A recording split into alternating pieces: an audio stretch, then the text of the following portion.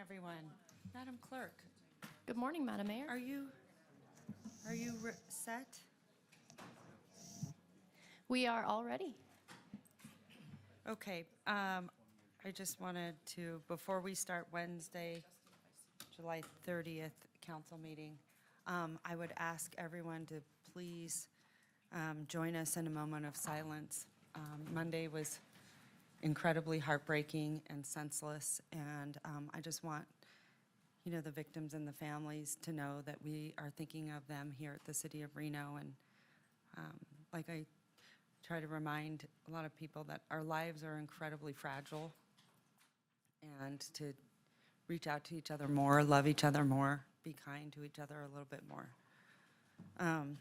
So please join us in a moment of silence.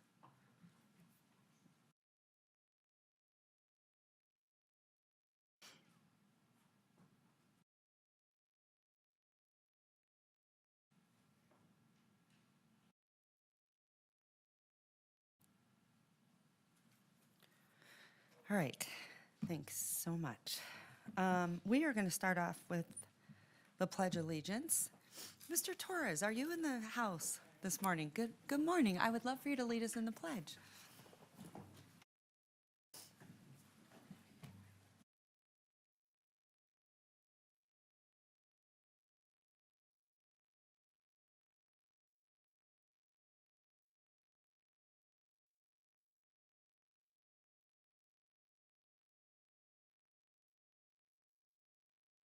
Nice job. Nice job. All right, Madam Clerk, I'm going to send it to you for roll call. Thank you, Madam Mayor. Calling roll for Wednesday, July 30th. Vice Mayor Taylor. Here.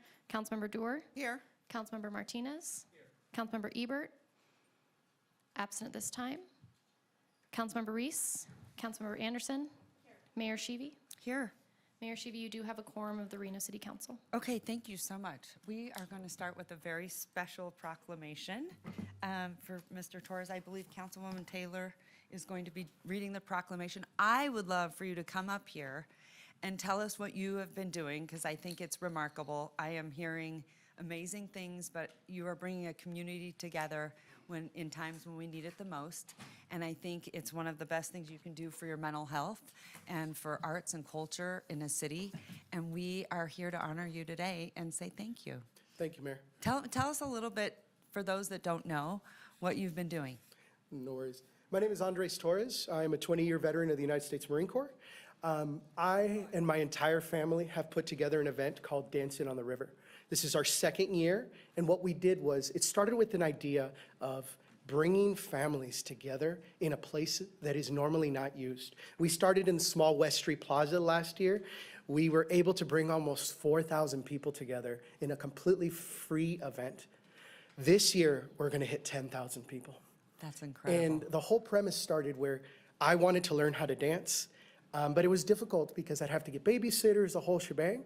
So instead of complaining, let's be the change in our community. So we hire dance instructors, DJs. We bring together the entire community to be able to come together with the language of dance.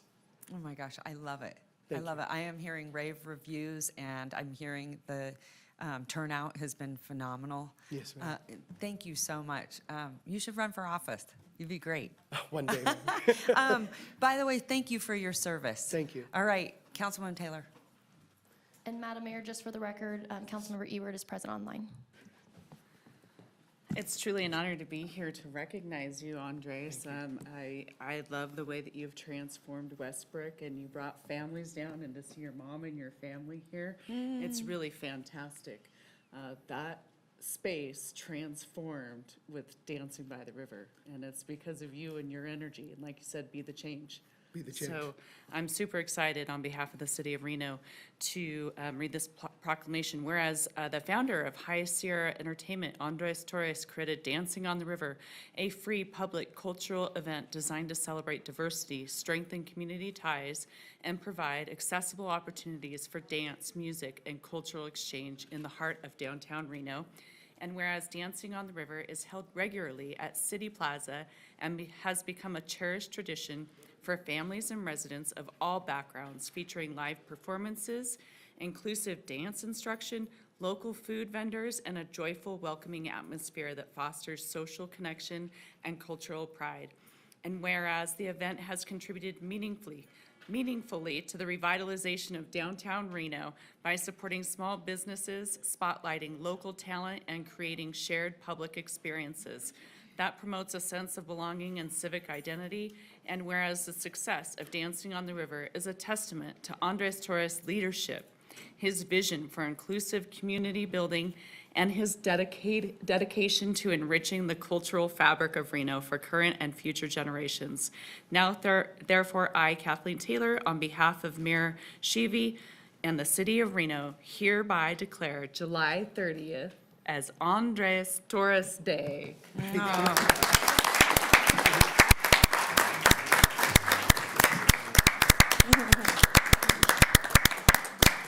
up here? Please. Want to bring your family up? Please, Come on, let's do it. come on. Gonna step still for the mayor. I love it. Nice. Here you go. Oh, thank you so much, man. You're excited. We're excited. Who wants to hold it? All right. Like that. This is Mom. This is the entire Dancing on the River team right here. All right, ready? 1, 2, 3. Perfect. Thank you so much.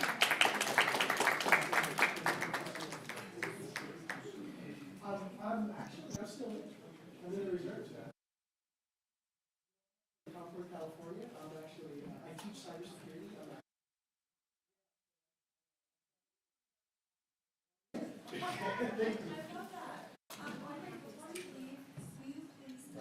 The public, how they can participate in your events, when is the next event, where, all that good stuff. So anyone that wants to come out and join you can. Thank you, ma'am. The last Dancing on the River for this year is this Saturday, right across the street at City Plaza from 6 p.m. to 10 p.m. It is completely free. It will continue to be free. We're actually planning for next year of how we can bring together our community. It's, this vision has morphed from where I became a DJ just to help my local VFW to bring in money. And then it became, I spoke with the special events team, and I said, I have an idea. And they came to me and said, let's see how we can make it happen. So I'm very thankful to everybody at the City of Reno. Thank you so much. That's so incredible. Thank you. Well, thank you for what you are doing and your service. Thank you so much. Thank you, ma'am. Thank you. All right, Madam Mayor, our first item today is opening public comment. Members of the public may hear, observe, and provide public comment virtually by registering through the following link, which can be found on reno.gov/meetings. https://LINKS:/RENO.gov/COUNCIL07-30. It should be noted for those in attendance that comments are to be addressed to the mayor and council as a whole. Comments heard under this item will be limited to 3 minutes per person and may pertain to matters both on and off the council's agenda. Council may not take action upon any matter not agendized on today's agenda.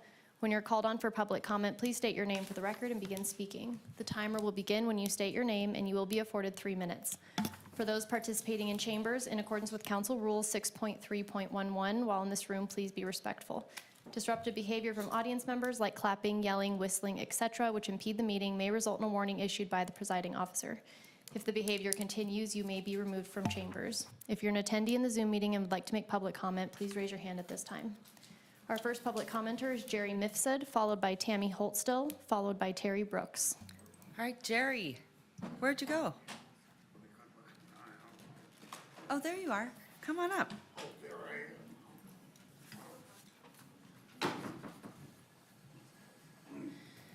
You need bigger letters for the seniors. I can't read any. I can't read them either, so don't feel left out. I need bigger letters too. You're so young, Mayor Shivi.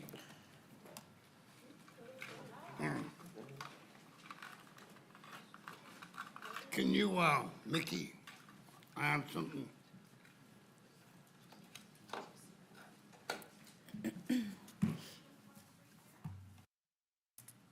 Mickey, No, the other way.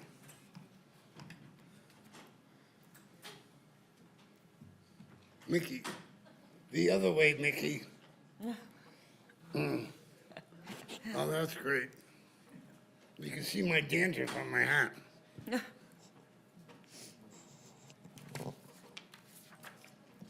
I'm back.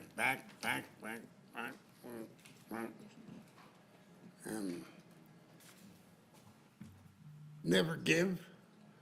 Really? Okay.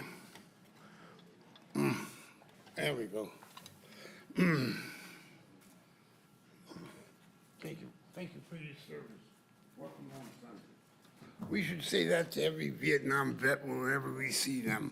Welcome home, son. They never heard that. God bless them. I didn't say my name, and you already started the time. Come on, Mickey. Anyway, Jerry, the pizza man, Nipset. Today I'm going to talk about something that will shock you. I'm going to talk about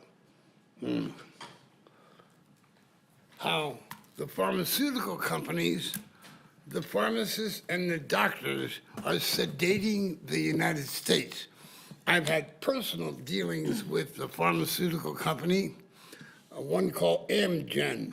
You can look on your internet, Amgen and Robert Bradway. Mr. Bradway ran from me when I went after him because he tried to blackmail me. But they are sedating this country.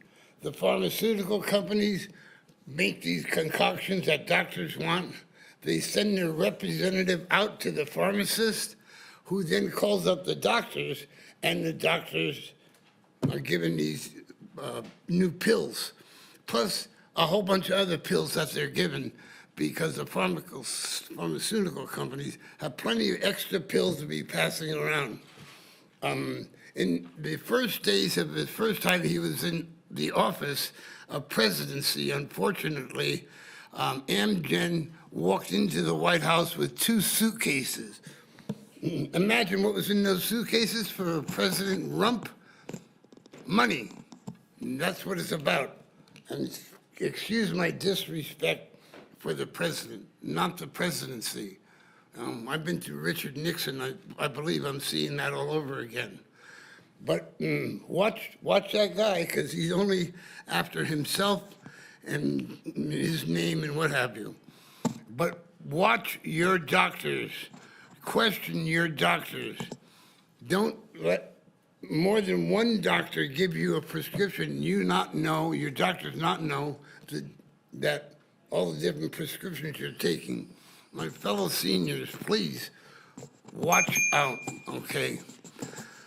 As far as anything else goes, how do I look, Mayor Chibi? Wonderful? Oh, well, Devin Reese, nice to see you. Miguel, nice to see you. Brandy, thank you for the advice of being a future grandfather in about 6 weeks. My son said, you gotta look like a grandfather and smell like one. What's a grandfather smell like? I want to thank you very much for me taking up way too much of your time. You're fine. All right. Bye, Jerry. Have a good day. Thank you, Hillary. Tammy Holtstill, followed by Terry Brooks, followed by Amber Terry. Thank you, Nathan, for the ascot. Nathan gave me an ascot. I didn't know where to put it. I know it doesn't go on my, but anyway.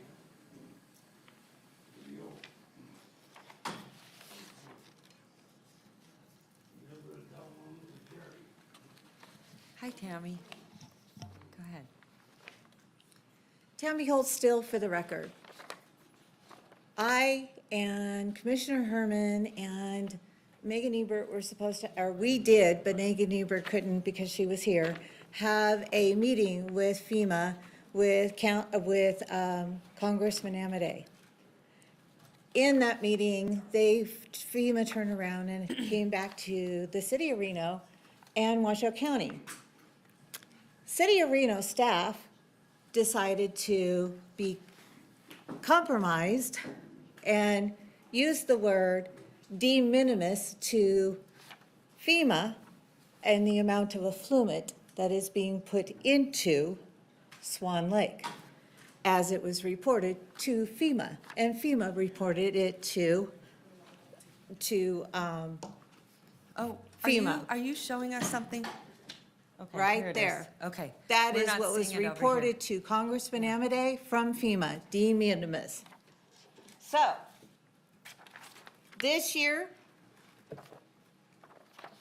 Ebert was told that there is no such report showing the amount of water that is rains for Stead Airport. There's no type of report. But there is a report for precipitation. Staff is compromised. Staff does not report properly to our elected officials, and I do not appreciate it. I also, when I talked to FEMA, I took the time to do my own report, and I also did my own minutes, which Congressman Amade has, which you will be getting a copy of. This report tells you exactly the size of Swan Lake, which your staff could do using the mapping of Washoe County.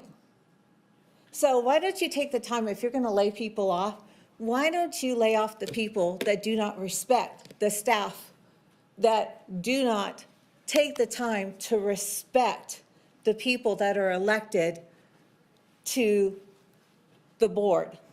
Because I'll tell you what, I am very upset at the fact that Councilwoman Ebert gets lied to constantly, and I do not appreciate it.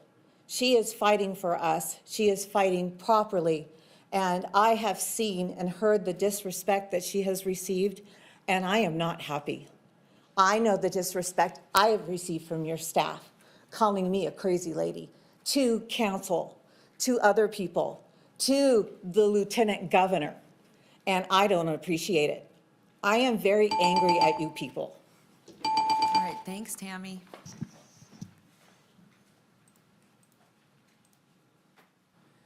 Terry Brooks, followed by Amber Terry, followed by Ben Beckham. Good morning. It's Good me, Terry morning. Brooks again. And today I'd like to share with you my thoughts on nutrition while employed and what seniors go through. Seniors who have worked for decades have been used to eating 3 meals a day, not while at work for breakfast or dinner, but when they were at home that day. They might have taken their lunch to work to eat at lunchtime, or they might go out to eat or somewhere at lunchtime. For years, their 3 meals a day developed into a schedule that coincided with their working schedule. They'd eat breakfast early in the morning so they wouldn't be late for work, and their appetite would be satisfied by the time they got to work. They'd usually get a 1-hour break when it was time for lunch, and they wouldn't be late for work coming back from lunch.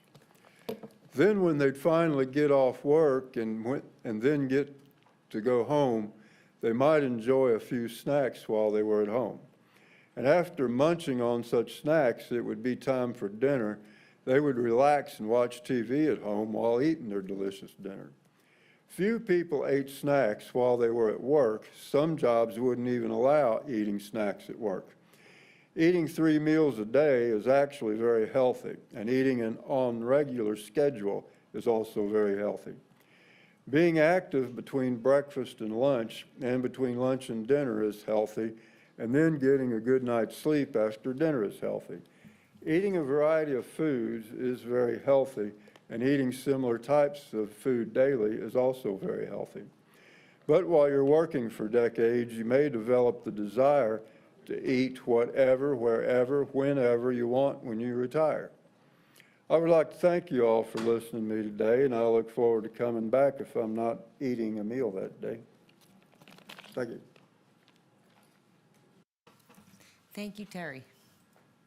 Amber Terry, followed by Ben Beckham, followed by David Shakar. Good morning. My name is Amber Terry, for the record. And I want to thank you guys for what you do, especially Mayor. I've never done something like this. I was a classroom teacher, so I advocated for my students to always stand up when you feel a need. This morning, we have heard love from dancing, and, oh, they left. We've heard love with dance. We have heard fear and concern from Jerry. We have heard anguish and frustration, and we just heard care for seniors. What I'm going to bring to you is a sense of urgency with the quintessential 5-horn alarm like we would hear with a fire engine, right? So the 5 depresses of the horn. And thank you for the accommodations. This is, all right. You're fine, just take your time. Thank you. So I'm a lifelong native, a resident, or not lifelong resident, I'm a Nevada native. Went to school at UNLV, taught every grade you can imagine, from primary to middle school to high school. Came back July 9th to start on a book. I rented a triplex unit above a basement unit on 1120 Gordon Avenue in the Old Southwest. Unbeknownst to me, the unit below me had sat contaminated in a sump pump break for 5 days by the time I moved in with my 2 dogs. City code had been called. City closed and condemned the unit below me on the 8th. I moved in on the 9th, unbeknownst to the actual details. Within 4 days, a dog died, the landlord's dog. My 2 dogs became sick, showed kidney issues, dehydration, potassium breakdown, and lethargy, disorientation. I became sick. I called code enforcement. Code enforcement came out. So just to be clear, the sewage had only been sprayed over with a sealant. The sewage had not, the baseboards per FEMA or per any protocol for a restoration company had not been removed. Raw sewage sat. So what happened is raw sewage in a sealed basement unit, the vapors rose. My unsealed wood floors, my furnace vents. My dogs and I were being basically toxic bombed. The landlord said she didn't opt. When I researched, I had to get with the previous tenant under me. The tenant said they opted not to use full restoration. Code enforcement came out and closed the case. I'm asking you to review code enforcement policies with a Category 3 toxic environment, and the environment that I lived in, that had I stayed, my dogs probably would have gone into kidney failure and neurotoxic disease and died, not unlike a 3-year-old, 6-pound Yorkie that died in that residence within this time period. It took Paul Davis Restoration 14 days to come out and take up the floorboards and baseboards, which is not supposed to happen ever under any FEMA, any protocol, contractor code protocol, restoration protocol, none of that. So I'm begging, code enforcement closed the case twice on me. Please, the next people who live there could die. Amber, thank you so much. I really appreciate that. Can you do me a couple things? I need you to leave me your contact information, your address with the clerk, and then also I want to find out a little bit about the health department, if they were called. They were, and they told me code enforcement was with it. I called the fire department. Todd Inglesby said, don't go in that unit because you only have a window ventilation. You don't have an HVAC. You're recirculating toxins in your house. Okay. And I said, can you bring the fire truck? Can hazmat come? No, we can't do that. You have to have the landlord do it. She refused. Paul Davis came and stood outside my door and said, Can you also leave me the landlord's name? okay, Thank you, Joyce Amber. Allen. Thank you very much. I'm so sorry. Thank you. Ben Beckham on behalf of the McQueen Night Riders Mountain Bike Club. David Shakar, followed by Stephen White.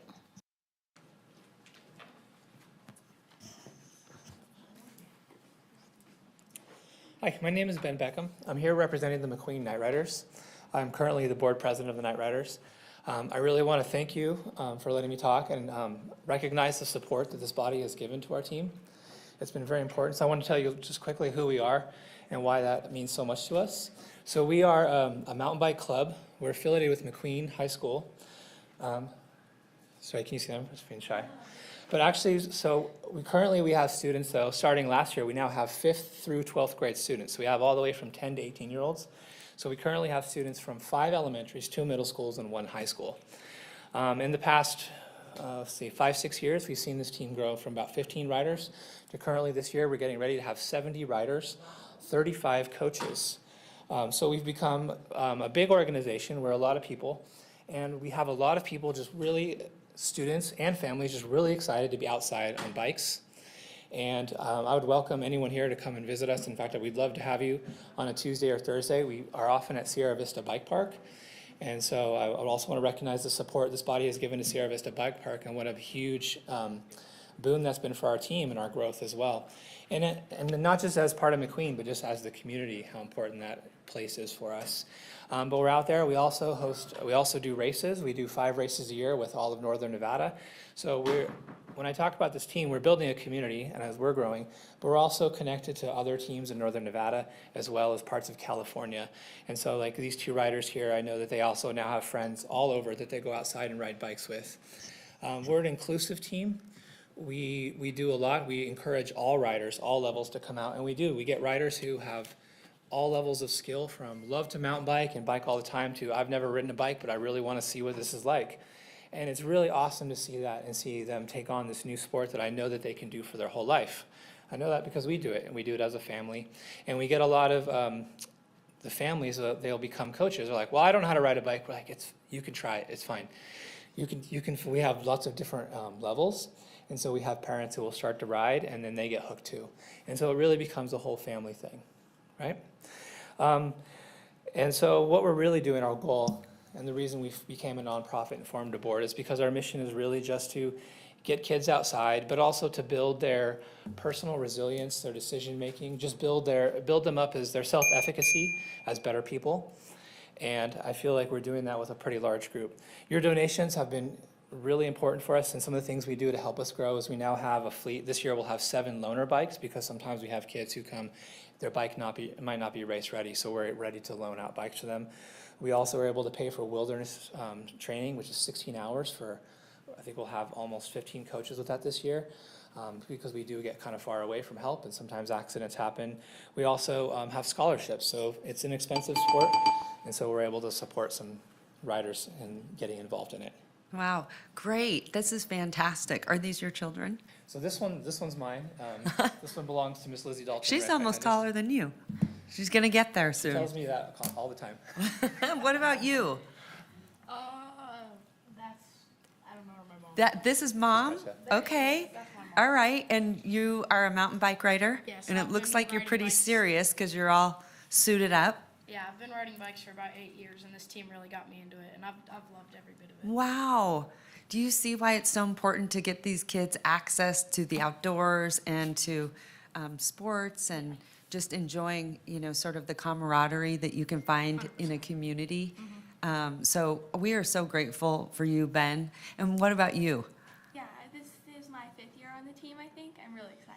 That's fantastic. Well, we appreciate it. Why don't you tell us when and also where, how we can join you? I know Carl Hall is he's a big bike enthusiast, but then he did go to, you went to the motorbike kind, didn't you? The e-bike. I do both. Oh, he does both. So you need to make sure Carl comes out and joins you. When can we find you guys? Well, we practice pretty frequently at Sierra Vista, so if you want to come out for a ride, if you wanted to come to a race, I could get you some dates for the races. I don't have them off the top of my head. Okay. But those are fun events, and we have a tent, and we have food, because we have to host about 200 people just for our team at this point. And there's lots of teams there, so that'd be really fun. Well, thank you so much for coming out. Councilman Reese. Thank you, Madam Mayor. Ben, thank you so much for being here, and Lizzie as well. I appreciate your advocacy. I first learned about the organization through Vice Mayor Taylor, who's made some considerable donations to you in the past. And certainly today I'm honored to be able to bring the donation forward and hope that my colleagues may ultimately join me. You're doing great work. I am a lifelong resident of Ward 5, and so it's my neighborhood. And I would have liked to have had these when I was trying to get up the hill to school every day at McQueen. Bike riding would have been great. Let me ask you this. The Sierra Vista Bike Park suffered a tragedy about almost a year and a half ago now. Yes, sir. When the structure there that was left from the prior golf course burnt down. And so now you all have kind of taken the laboring or to help fundraise in some ways to repair and replace the structure. How's that going? Our Parks Department is going to help you. Landon Miller is working very hard on it. I'm going to make some effort in that area too, but what can you say to our colleagues here on the dais about that? What I would say is that Sierra Vista is an integral part of what we do in the community, not just for our team, but for several teams. And I would also just say how much we appreciate this body being willing to help us replace that structure. I don't have firsthand knowledge. I know there are several people. My wife is currently the head coach of the McQueen Night Riders, and she's involved in working on that. Ms. Dalton over there, she's currently working on that. And we have, at this point, an architect who's willing to donate plans and time. We have a couple of donors who are putting some funds towards it, but we're really excited and really do appreciate the continued support. And we're kind of sad that we are going to have to go a season without any kind of a shade structure there. As you know, it's Reno, so mountain biking makes you hot. So we made full use of that shade structure when riders got too hot for administering first aid, holding meetings. But we are excited at the prospect of that being replaced with something even better in the future. Well, we'll be with you. So I appreciate your being here. Thank you so much. Thank you. David Shakar, followed by Stephen White, followed by Tricia Creedon. Good morning, Madam Mayor, honored council members, and our well-appreciated City of Reno Clerk, Mickey. My name is David Shakar. I'm an independent artist, and I'd like to bring your attention to an issue regarding the free speech areas when there's a special event. And by the way, the City of Reno is the shining star in the constellation of any city in America that does special events. Nobody does them better than Reno. One of the things about the special events is there has to be a free speech area, and written into the code, it cannot be unreasonably isolated. And it cannot be unreasonably isolated like this. I'm not sure how to show this on here. I'm going to try to make this a little bit bigger. This is at the recent Wing Fest. And if you see way down here, there's a stop sign. That's one football field away from the main action of the Wing Fest. It's unreasonably isolated. So I got to the Wing Fest early so I could figure out a spot to set up my easel and draw people's pictures. And while I was there, I ran across an official from the El Dorado. And I wanted to make sure that the El Dorado would know that I have a right to be there, because I don't like the confrontations I have with ignorant event promoters that don't know that I have a First Amendment and 14th Amendment right to be there and draw on public property. So when I ran into the guy from El Dorado, he said, well, we're sponsoring the event, so it's a private event, and we have a right to relocate you. And I said, yeah, well, I got a right to locate my attorney and to sue your dumbass for violating my civil rights. And then he walked away.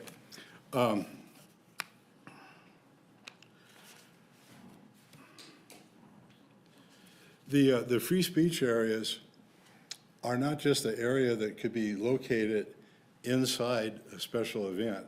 If the special event is in a public area where they're using the the streets and the public sidewalks, that's a free speech area.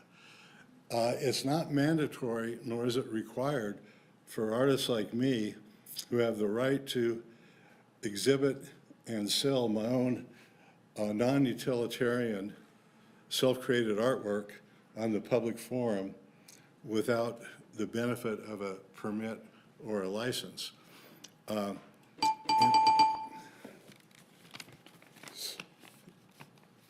So thank you for being attentive to the issues about free speech area. I hope that the event promoters can realize that artists like me are not required to be in the free speech area, especially when it's unreasonably isolated. This free speech area was 1 football field away from the main action.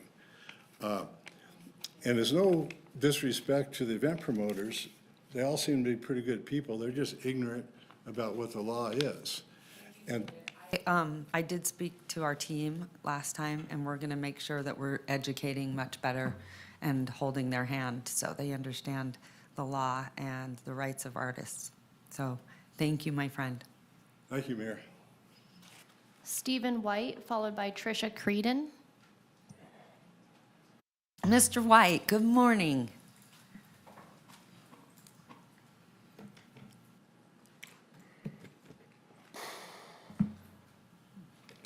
I lost my little angel last night. I've lived with these little creatures for 54 years. I rescued them, given a happy life. They've been my family for all these years. I don't feel much like being here this morning, but I figured there's no better way to honor her life than to be here trying to bring some beauty to the world. So I gotta ask you, why, we're halfway through the summer already, why are there no artists in the public parks? Why is David the only artist out there on public property? It's mandated by state law. Artists supposed to be part of the recreational experience at the public parks. You've had 20 years to get the message out. That's all it would take, is getting the message out.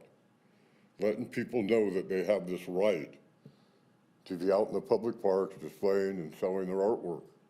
Fine art, not crafts, fine artwork, paintings, drawings, sculpture, photography, music, theater, dance.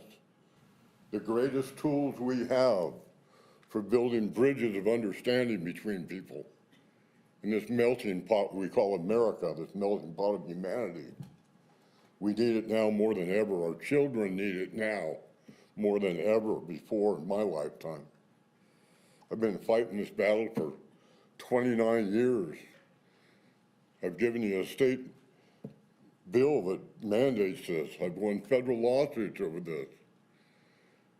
Seems to me like the city government's doing absolutely nothing to get the word out.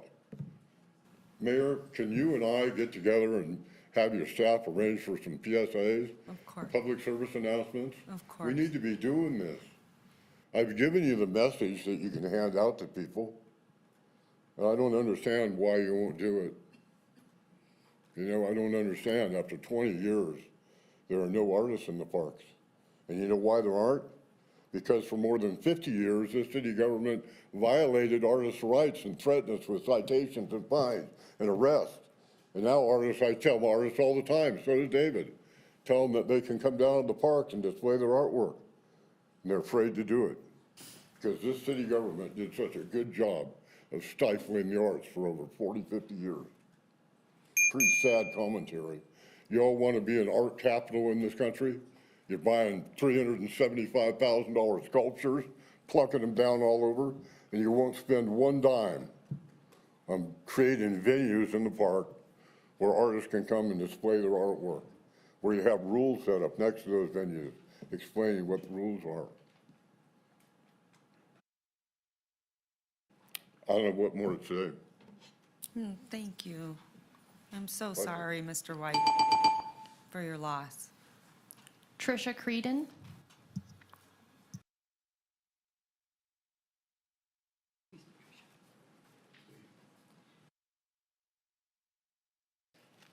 Hi, my name is Tricia Creedon. I did not think that I was gonna say anything, but I think I want to touch on some of the free speech stuff. I've been participating in some of the protests against ICE. I don't know if that, you guys can see any of that. I want to bring attention to the disappeared. I'm not sure if you're aware, because I'm not sure what happens here, but the government has given a lot of money to ICE to illegally kidnap and detain brown people. I myself was at a permitted event, much like he said, off, in the back where nobody can see us, and witnessed a swarm of masked agents circling my son, who's brown and born here. I don't know what the intention is. Is it to get information off of phones? But we have every right to be out there. I have attended an event at the courthouse where we have been given a permit and had the sprinklers turned on us. We are given an hour on Tuesdays, and you do yard work. So I don't know what you guys are doing. The gentleman that you guys gave an award to, please protect him, because right now his event is on radar for ICE. Okay, that's what they're doing. So you guys take these. Okay, this is a disappeared, and do whatever it is that you guys do. Please protect the brown people. Thank you.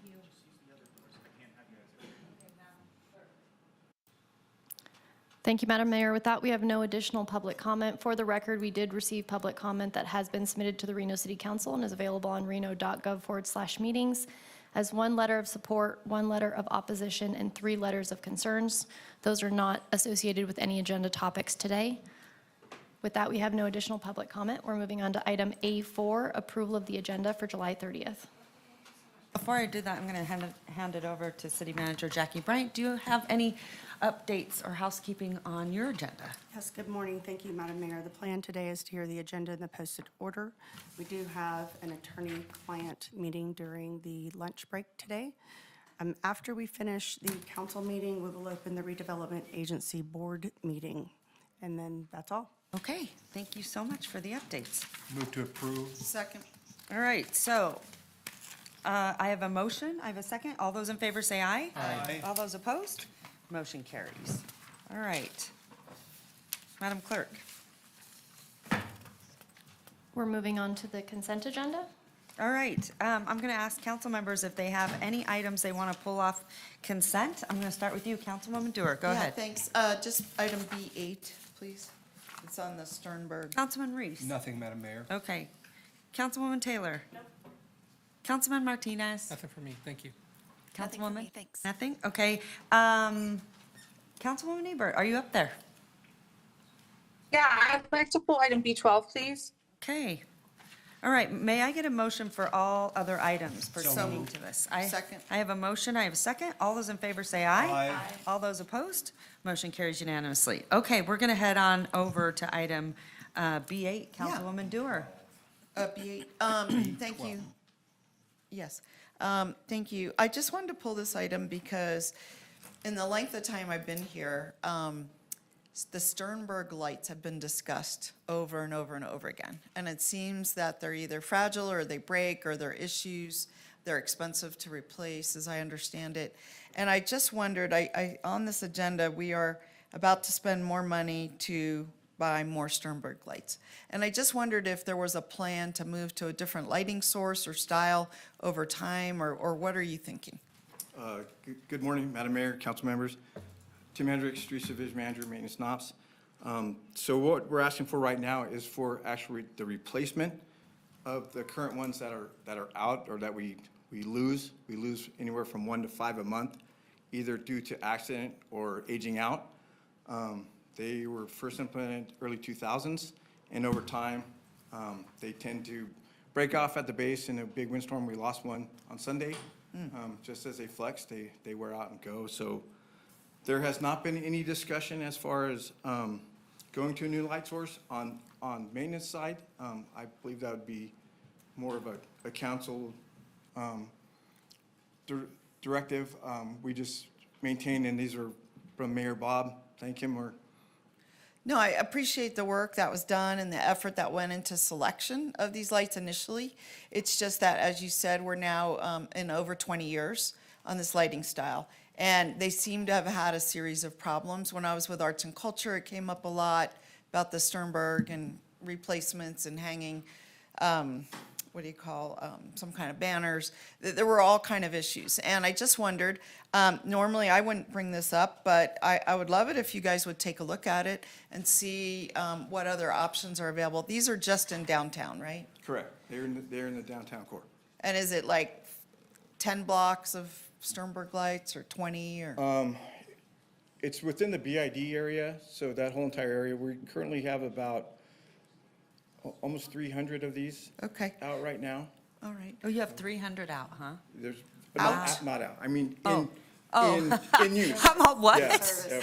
Okay. I was like, I drove down, I Yeah. didn't see it so dark. Well, So, yeah, in use, there's about 300. if And- this is what you're recommending, I will support it, but I also think internally, you guys should take the opportunity, they're almost now 25 years old, maybe take the opportunity to see whether options are out there, whether you want to shift to a different one over time, maybe block by block, maybe work with the bid and talk about, is there a new style we'd like to put in or something that's more sturdy, so. Yeah, because Yeah, the LED, oh, I'm sorry. No, and we have changed these, they are LED.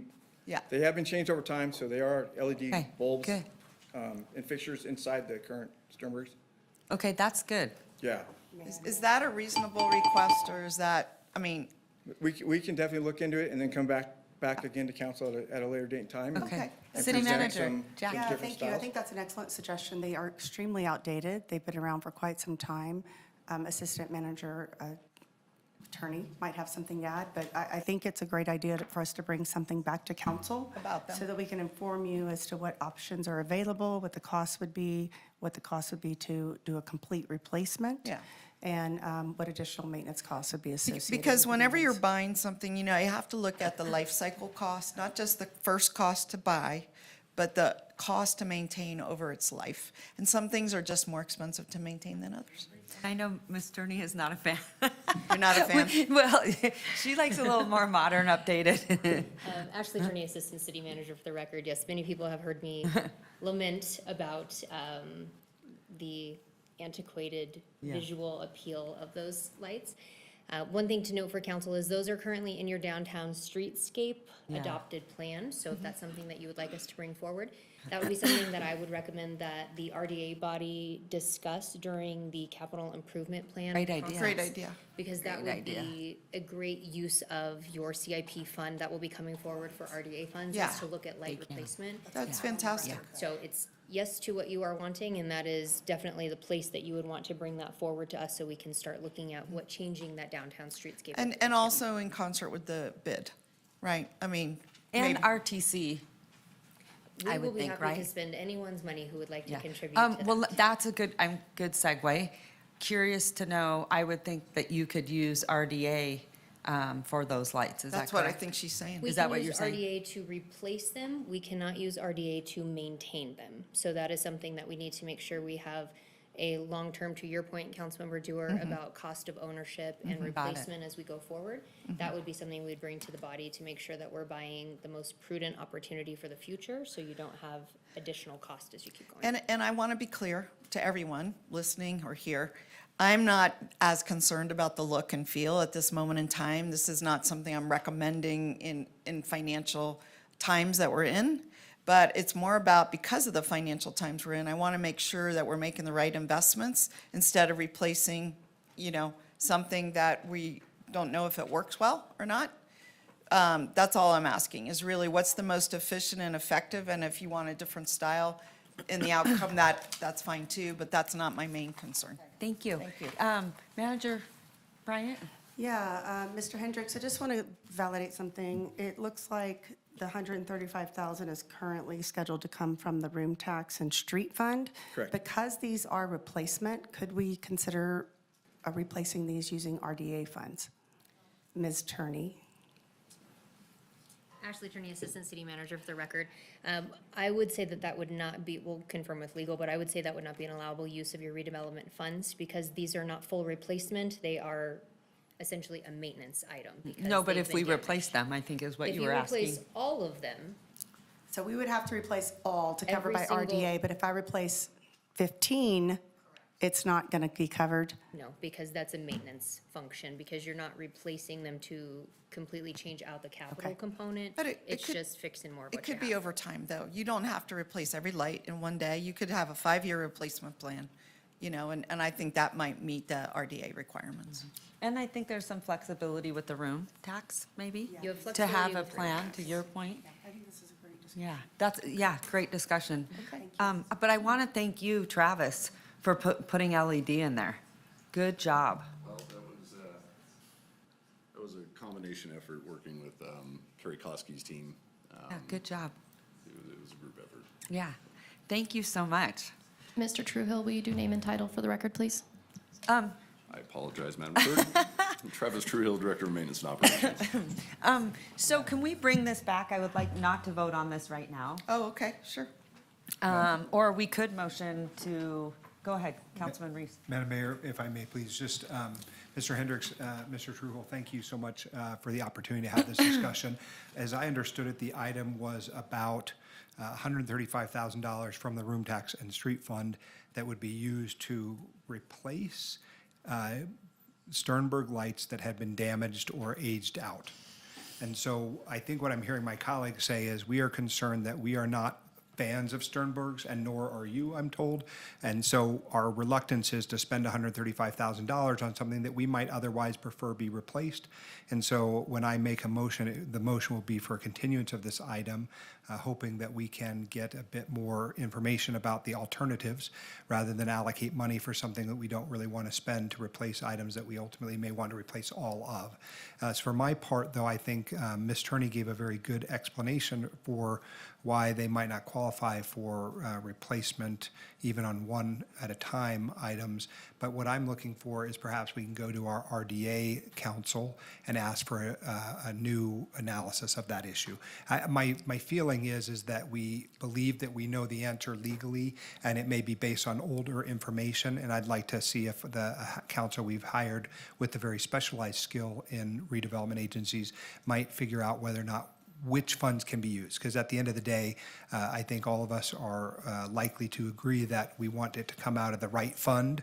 So whether that's RDA, RTC, RSCVA, the county, whoever it is, hopefully it's not us, but we need some replacements. So that is, I think, what I'm hearing my colleagues say, is that we would like to move forward with that rather than allocate these $135,000 here. So I'm prepared to make a motion at the right time, having pulled this. If I could add something to Manager's Yeah. main stop, Division Manager, just so you're aware, so as these go out, and we remove them, then it's gonna be, the city will be left with pockets of no lighting and also the bolts sticking up. So this isn't getting us in necessarily like a stockpile.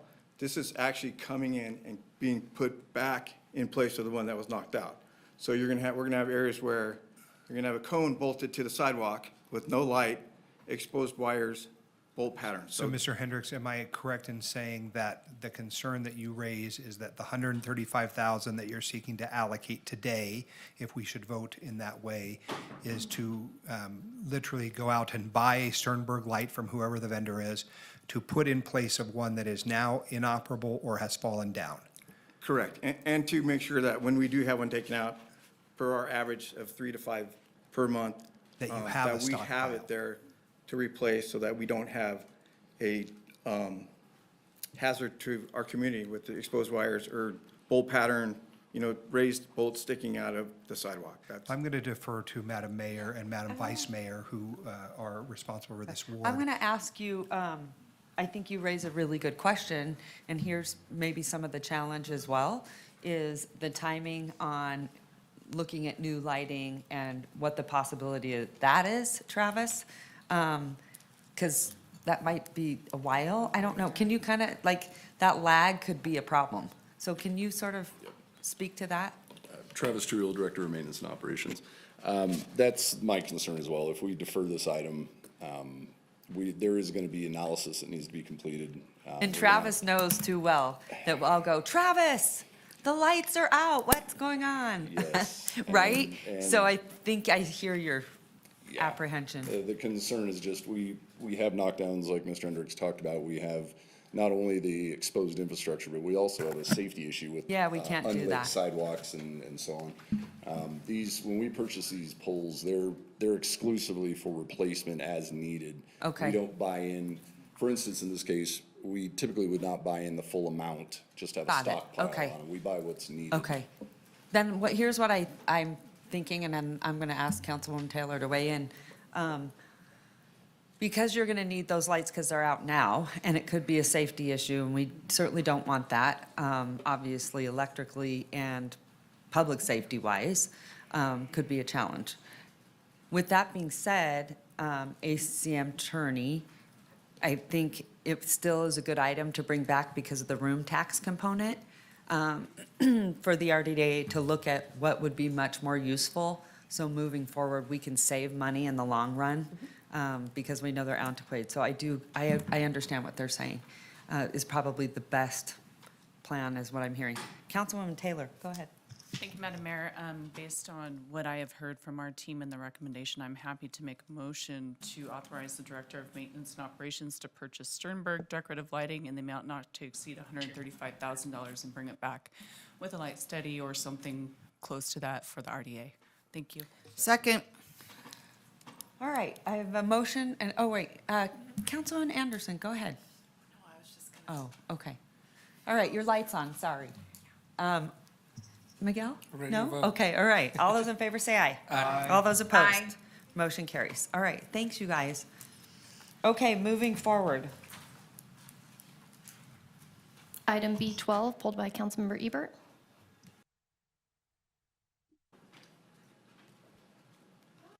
Hi. Hi, Matt Taylor, Hello. Assistant Finance Director for the City of Reno. This is not a regularly reoccurring item because we don't have a lot of SADs that are maturing, but this is an exciting time that this SAD has been paid for. And this is to close out the full remaining funds of the bond and return a portion to the property owners, as well as put some into the reserve fund and transfer the remaining portion to the general fund. Great. So, Ebert, sorry. can you hear me? Go ahead. Was that to me? Yes, it's all you. Okay, great. So, in the staff report, there is a map, but it doesn't list the street names. Can you kind of give the general area street names that is included in this special assessment district? Yes, the main cross streets that are highlighted in yellow are Mount Anderson and Echo Avenue in the North Valleys. Great.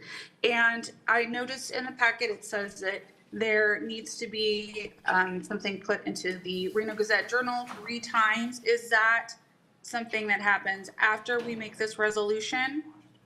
I believe, yes, that AMG, our management company, does that. Okay, so we make the resolution today, it goes out 3 times, and then that notice in the RGJ, and then there's also a mailer that goes out to the property owners of these parcels. Is that correct? Correct, and then they will send the mailer back to confirm that the amount is due to them. Okay, and so this surplus amount, the property owner has to request the refund, is that correct? Correct. Okay, and does the property owner have to request the correct amount based off of the information provided to them? Or how do they know which amount to request? It's a positive confirmation, so the amounts will be listed on the mailer that goes out to the property owner. Okay, and if the property owner does not respond, What happens? They would forego those amounts. This happened a few years ago, and we extended the time period because I think there were 1 or 2 owners that responded a week late. Okay, and how many mailers are we going to be sending out on this one? I believe they get 1 for sure. I'm not sure if we follow up with the second. But how many parcels are included in this?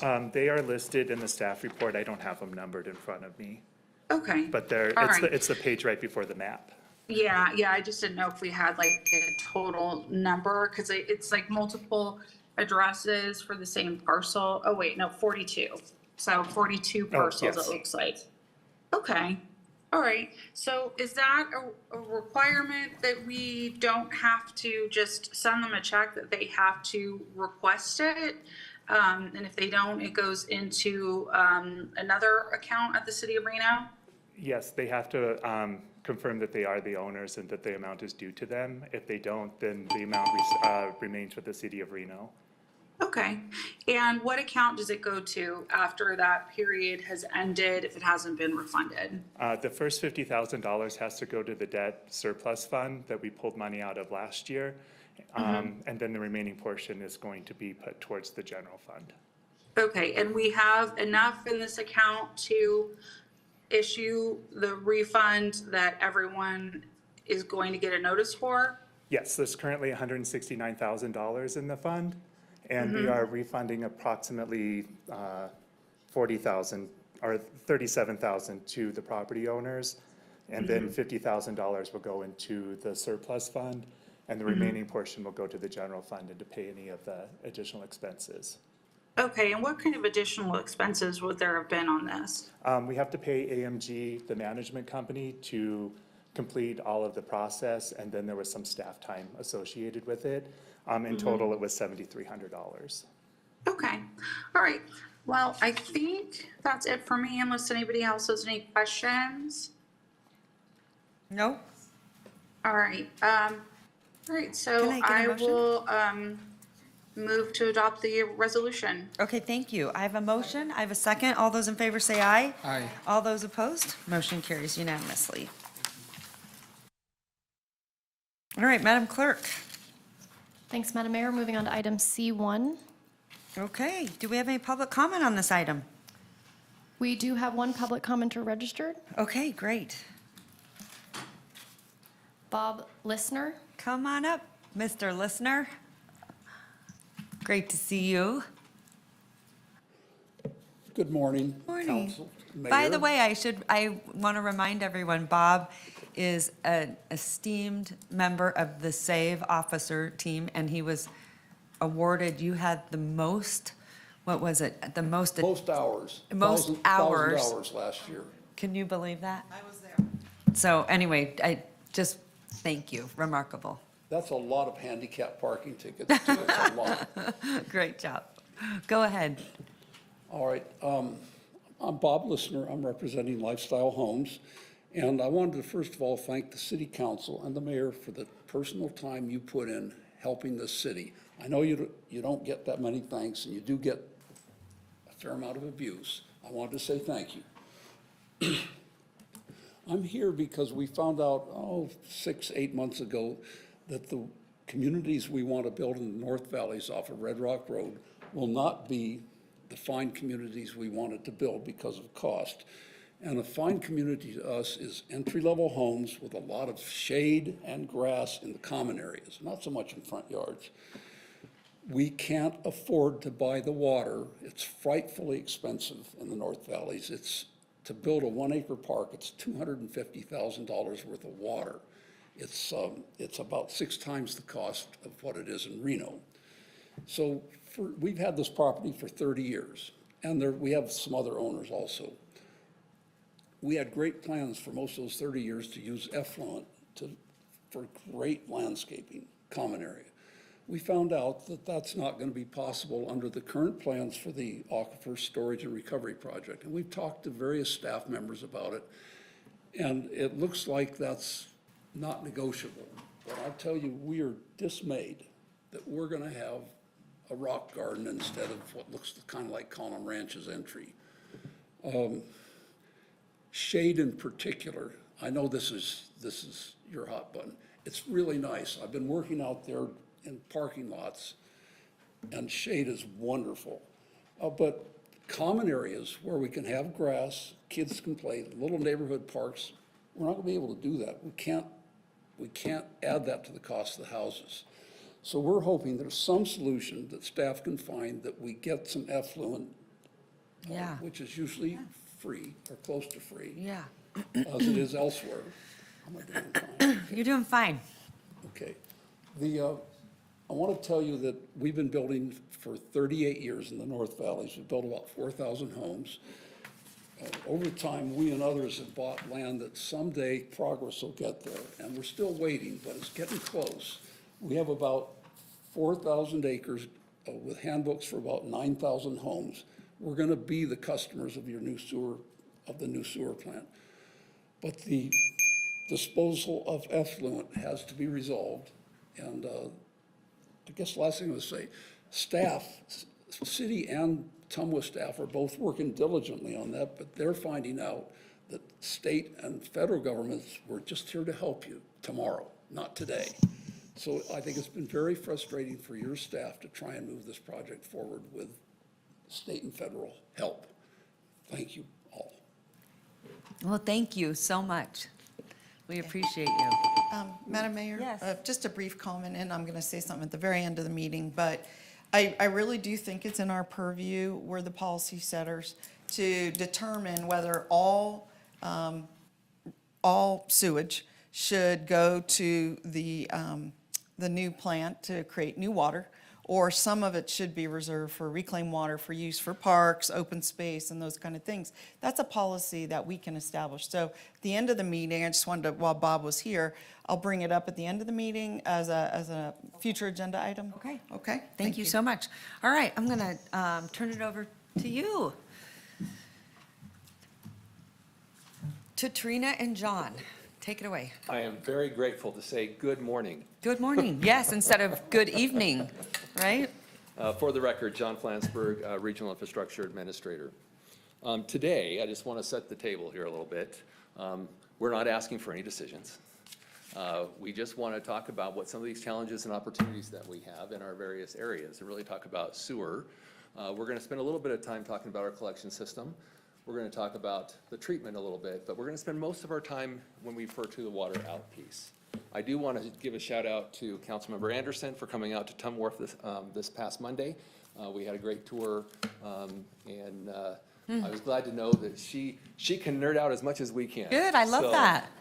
I love that. Who knew? Who knew you liked the plant? It's great. Okay, I love it. So we have a little map up here, and we're gonna zoom in on the presentation a little bit more and talk about it. But this map is one that shows kind of our plants, our interceptors, our lift stations, and like I said, we'll zoom in a little bit more on that. It's just a display. I know that each of you one was made for each of you, so you'd have it, and I even put one up in your break room in case you haven't seen that yet this morning. Thank you.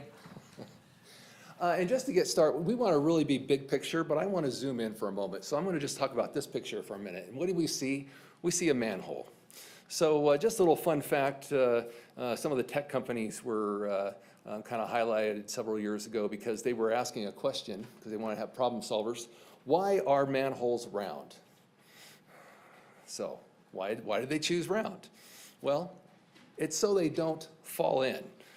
It's the same diameter all the way around. They can't fall in. They have a lip, so they can't actually get the manhole going down. That would be bad. You wouldn't want your manholes to fall in.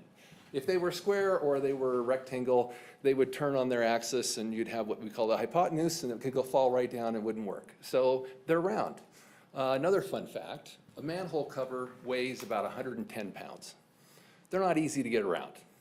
And so being round, they are quite easy to actually roll to put into where you want them to go. And you don't have to worry about lining them up, because however you set it in there, they'll kind of find their way in and settle into the rim. So just kind of sharing a little few fun facts about that.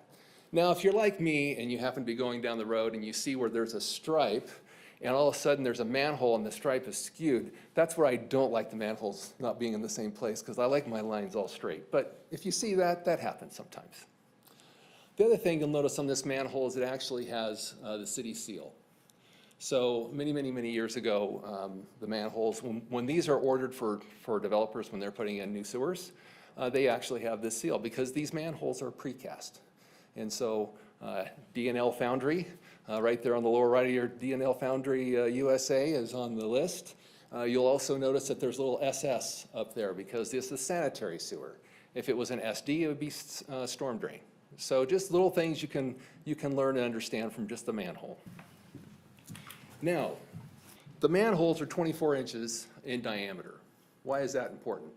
Well, we refer to this as the manhole, but really this is the manhole cover. The manhole is actually what goes down into the infrastructure down below. And so if you think about that, when we measure things like our waist size, when I measure my waist size, it comes out about 34 inches, maybe 35, 36 after Thanksgiving. On the manholes, if you look at the circumference of a 24-inch manhole, it's actually about 75 inches. So it gives you plenty of room generally to be able to get down into the manhole and to do what you want to do. So just some fun facts I want to get to. So I'm going to zoom way in just for a moment so we can now zoom out. Our utility overview today is just going to talk a little bit about the sewer utility, what it is, where it is, what it does. And then some of these challenges. So we're going to talk about some of these different sewer sheds and the infrastructure that we have. You know, all this stuff is underground.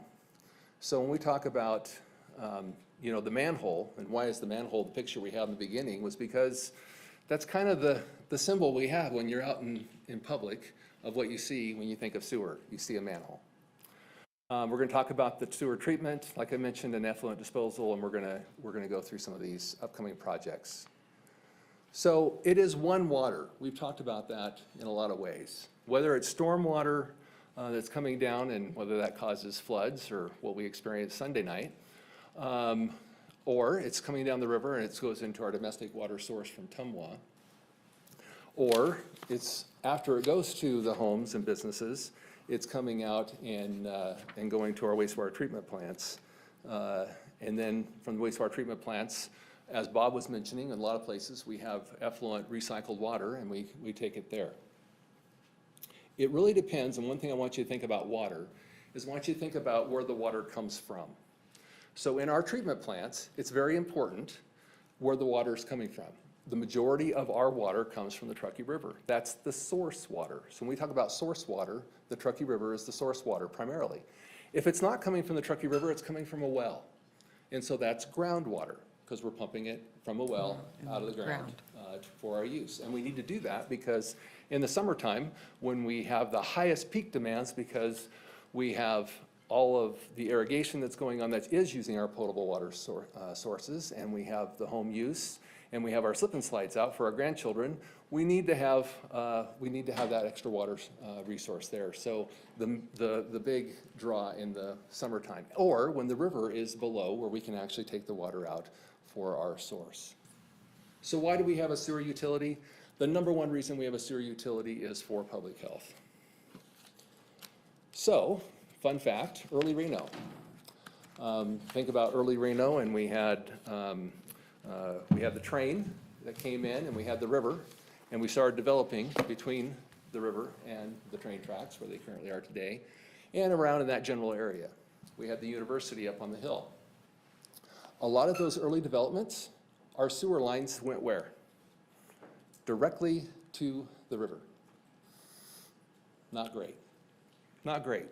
You know, the nature is a wonderful thing, and it does great things for us. But as we grew and it became having more and more sewage that was just going to be pumped directly to the river, or going into septic receiving, or however that was being handled at the time, wasn't good.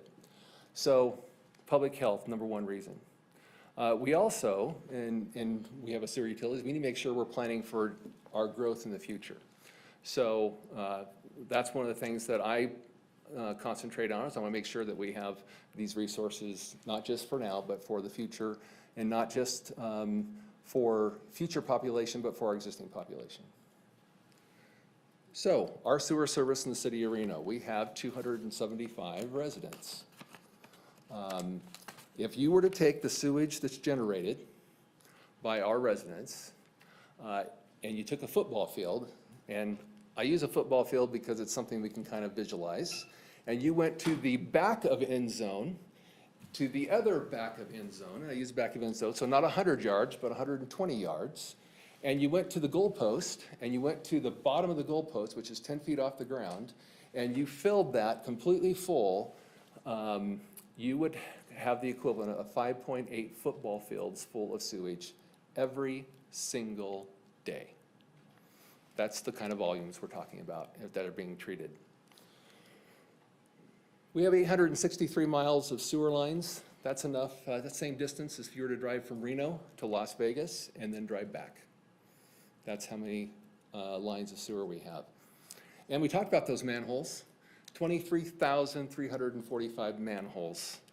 Those manholes aren't just the surface thing. That leads to a cone, leads to some stairs. It goes down to a distance that could be maybe 6 feet on the shallow end, maybe 20, 25, 30 feet on the very, very deep ones that we have. And then our pipe network, we send the sewage to either Tum Wharf or Riz Wharf.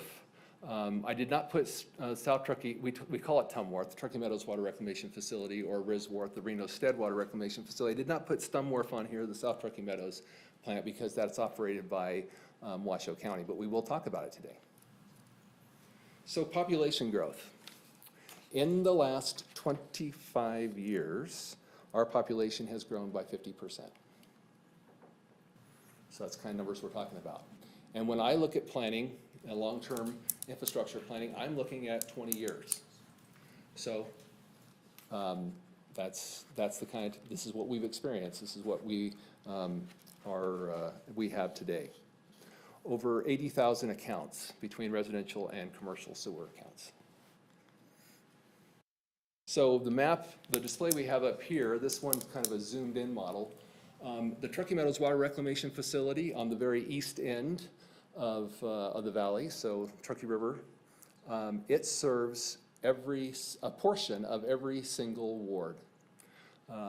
So 80% of the sewage treated for the whole region, not just the city of Reno, but 80% of the entire region happens at Tum Wharf.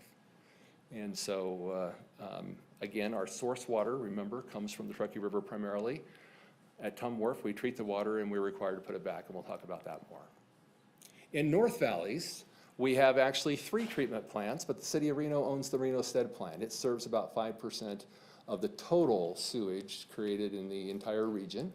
Remember, Tum Wharf was about 80%, Reno Stead is about 5%.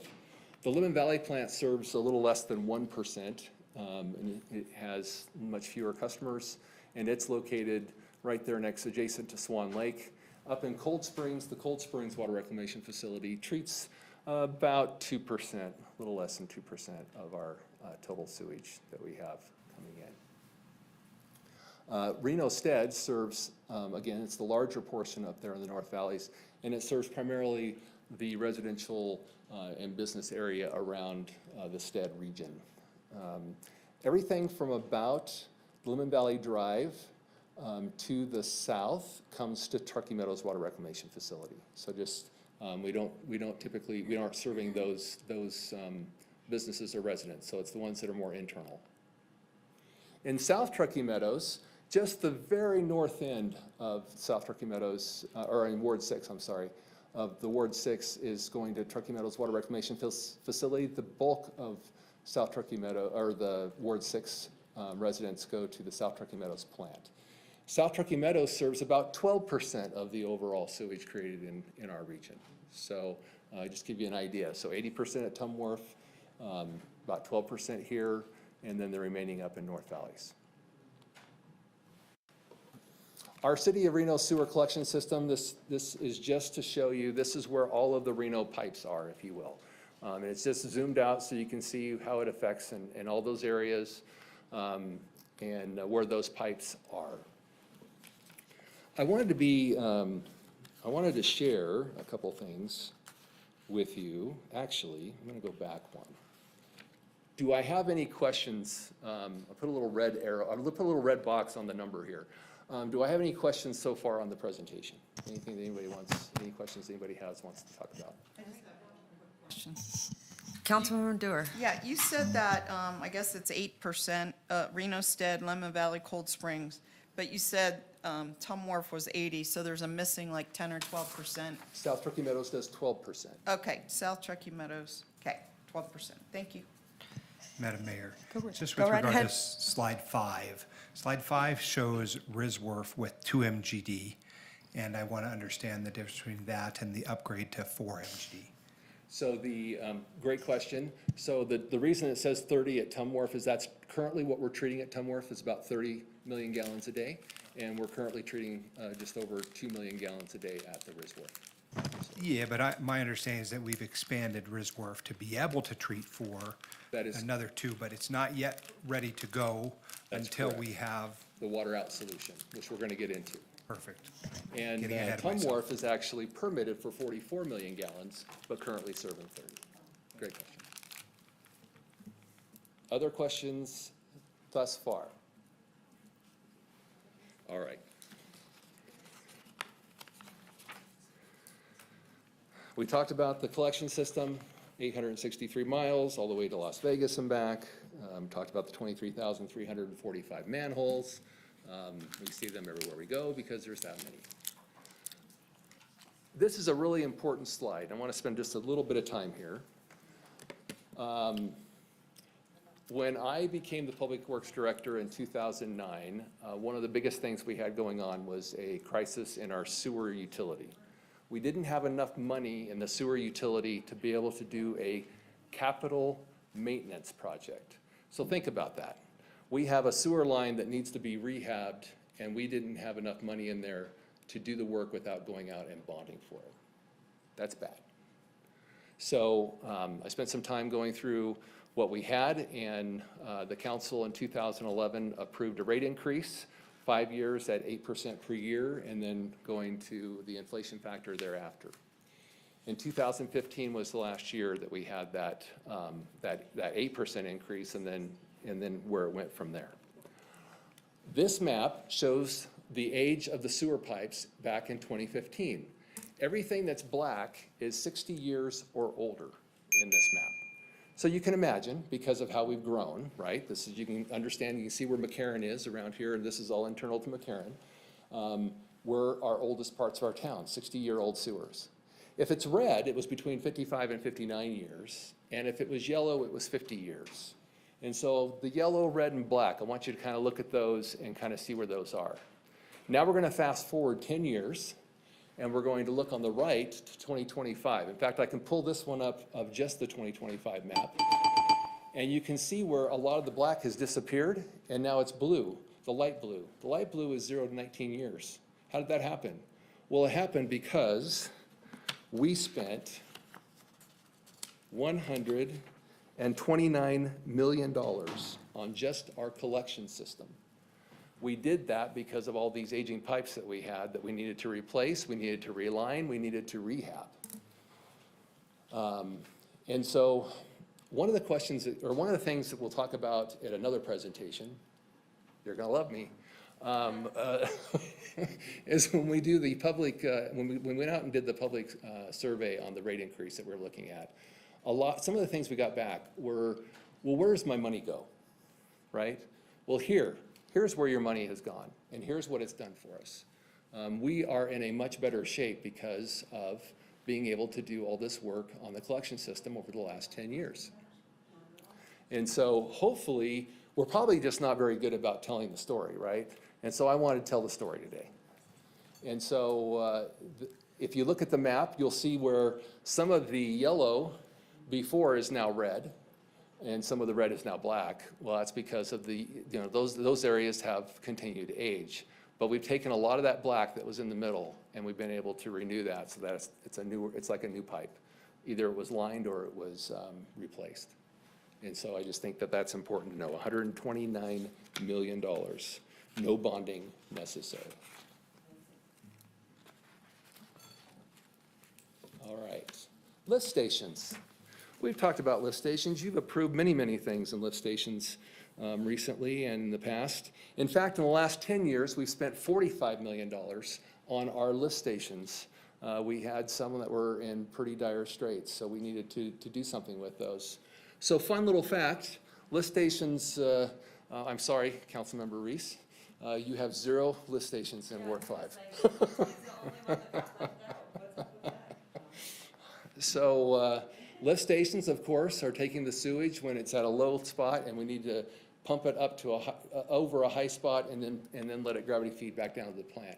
Ward 5 just happens to be uniquely suited so that all the flows go down directly from there, and there is no need for a lift station. Ward 1 has 2 lift stations. Wards 2 and 3 have 7 each. Ward 6 has 1 lift station. Again, some similar. The wastewater treatment plant is situated in the lower spot of that region. And then Ward 4 has the most, and that's 12. And so it isn't that lift stations, are every so much distance we have to have a lift station to do something. It just is all about topography. Now, the really gross picture on the left is some of the things that we have to deal with. So as you can imagine, when water's coming into the wastewater treatment plant, we have screens set up right off the bat to be able to screen stuff out. To get to the lift stations, we also have some screens that we're trying to catch this stuff early, but we get some brag balls and stuff in there and have to take that out. So this is just showing what that is. So those flushable wipes are not that flushable, just to say. Again, $45 million spent in our lift stations in the last 10 years. Truckee Meadows Water Reclamation Facility. So once it gets through our collection system and gets to the treatment plant, it comes into, we're going to just kind of highlight Truckee Meadows here. We're not going to go into a lot of the treatment, but just to say that the general functions are the wastewater comes in, we screen it. We have waste, kind of like that ball that you saw for the lift station. We have that kind of waste that we're screening out right away. It's going in here, and really the full job of the wastewater treatment plant is to separate the solids from the liquid. The solids have its own treatment process, and so in the foreground, lower picture, those are called digesters. That's like your stomach. So once we sit the solids and we move the solids over into the digester side, they reside there for many days, and the gases that come off of the digesters are actually captured, they're cleaned up, and then we run a generator at Tum Wharf to create power. And we create about a little over a third of our power at Tum Wharf from the gas that we get from the solids. If we didn't maximize everything that we have, we would not be as efficient in this operation as we are. The generator system that we have at Tum Wharf that not only creates the power, also creates heat. A major part of a wastewater treatment plant is biological, and so we have bugs, organisms, that are doing their treatment. They like it when it's warm. They don't like it cold. And so that excess heat that we create actually goes in to help in those processes to keep them happy and keep the process flowing. In this picture, as you look to the right, you see those circles. That's where the waste is going in, and then where it's brown. That is where the solids are settling out. The picture that has the foamy water is because we have a bunch of air that's being pumped in there because those bugs and what they do to remove nitrogen or phosphorus are busy in that process, in that location. And then it looks like dark water, but in the circular tanks on the far side, that is where the cleanest water, now that it's been processed to that point, is. In the majority of all wastewater treatment plants, that is where it stops. That is it. Then they release the water and they're done. Not here. Why do we have the #1 most stringent permit for nitrogen in the nation? We have that because, again, remember our source water. We get the Truckee River water. It's wonderful. We always kid Tumwa about your superpower is taking Truckee River water and deliver it to all the homes so they can drink it. Our superpower is we have to take all of the stuff that everybody gives us from that water that you've sent them, and we have to treat it to a standard so high that we can return it back to the Truckee River. So all the stuff in the background, all those big round tanks in the back, a lot of those processes are all for this nutrient removal. So you think about it, the Truckee River flows through Reno and Sparks, goes out to Pyramid. Pyramid is a terminus lake. Terminus lake means it has no outlet. What happens at Pyramid is Any of the nutrients or salts that we discharge into Steamboat Creek that goes to the Truckee River, they have nowhere to go. So in Pyramid Lake, the only way water gets out is through evaporation. So when that water evaporates, any of those nutrients or salts that are left in the water are going to stay in there. And that means that over time, the salinity in Pyramid Lake is going to increase. That is why we have such a stringent permit that we have to meet for our water treatment. Now, we've talked a little bit about water treatment and talked about the permit. At Tom Wharf and wastewater treatment plants in general, that process is generally similar except for the exceptions I talked about. Mechanical, biological, and chemical. Those are what we do to be able to meet whatever permit standards you have. It's just that we have such a high permit standard, we have more processes that we have to go to. So now I'm going to talk about the things that are different. So far, we've talked about the collection system, how it gets to the wastewater treatment plant, and generally in treatment plants in general, how they're treating things. And those are generally similar. The treatment that you take at the plant and the discharge requirements or permit requirements that you have going out, that's what's different. And then it's what you do with the water in our region that is very, very different. So on the upper left is where most of our water goes. We discharge it from the plant, it goes out into Steamboat Creek, and then it flows into the Truckee River. Monday morning when we were, Councilmember Anderson, and we were out there, you could see Steamboat Creek above the discharge, and it was brown water. We're discharging very, very clear water in there. We definitely improve the water quality in Steamboat Creek once we go in there. But what else can we do with the water? So we have UNR farms, and so we set up many years ago in the 90s.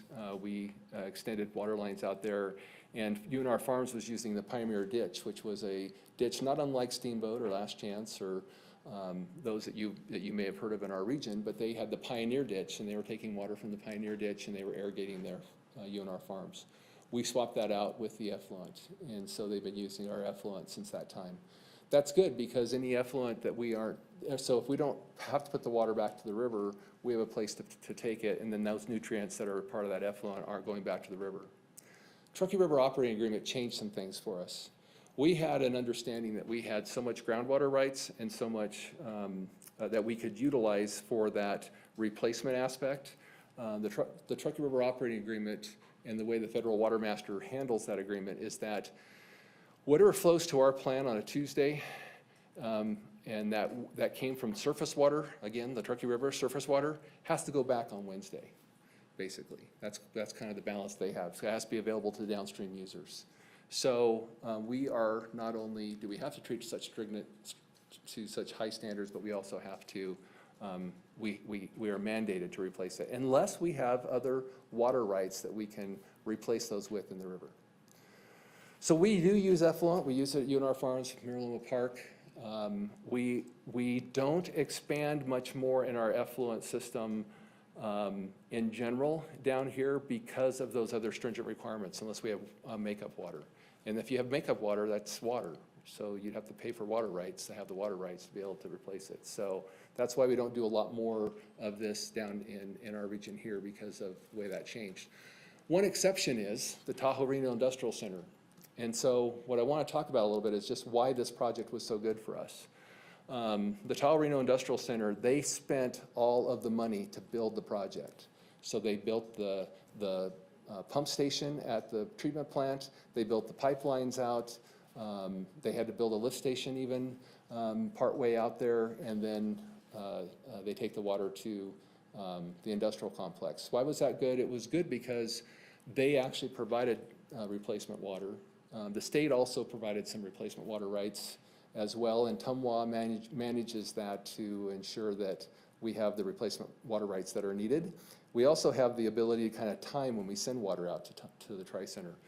When we're pulling more groundwater out in the midsummer to into the fall, because our surface water in the Truckee River is going down and we have less water to draw from, we can send more water, because we don't have to replace that groundwater right, we can send more water out to the Tri-Center.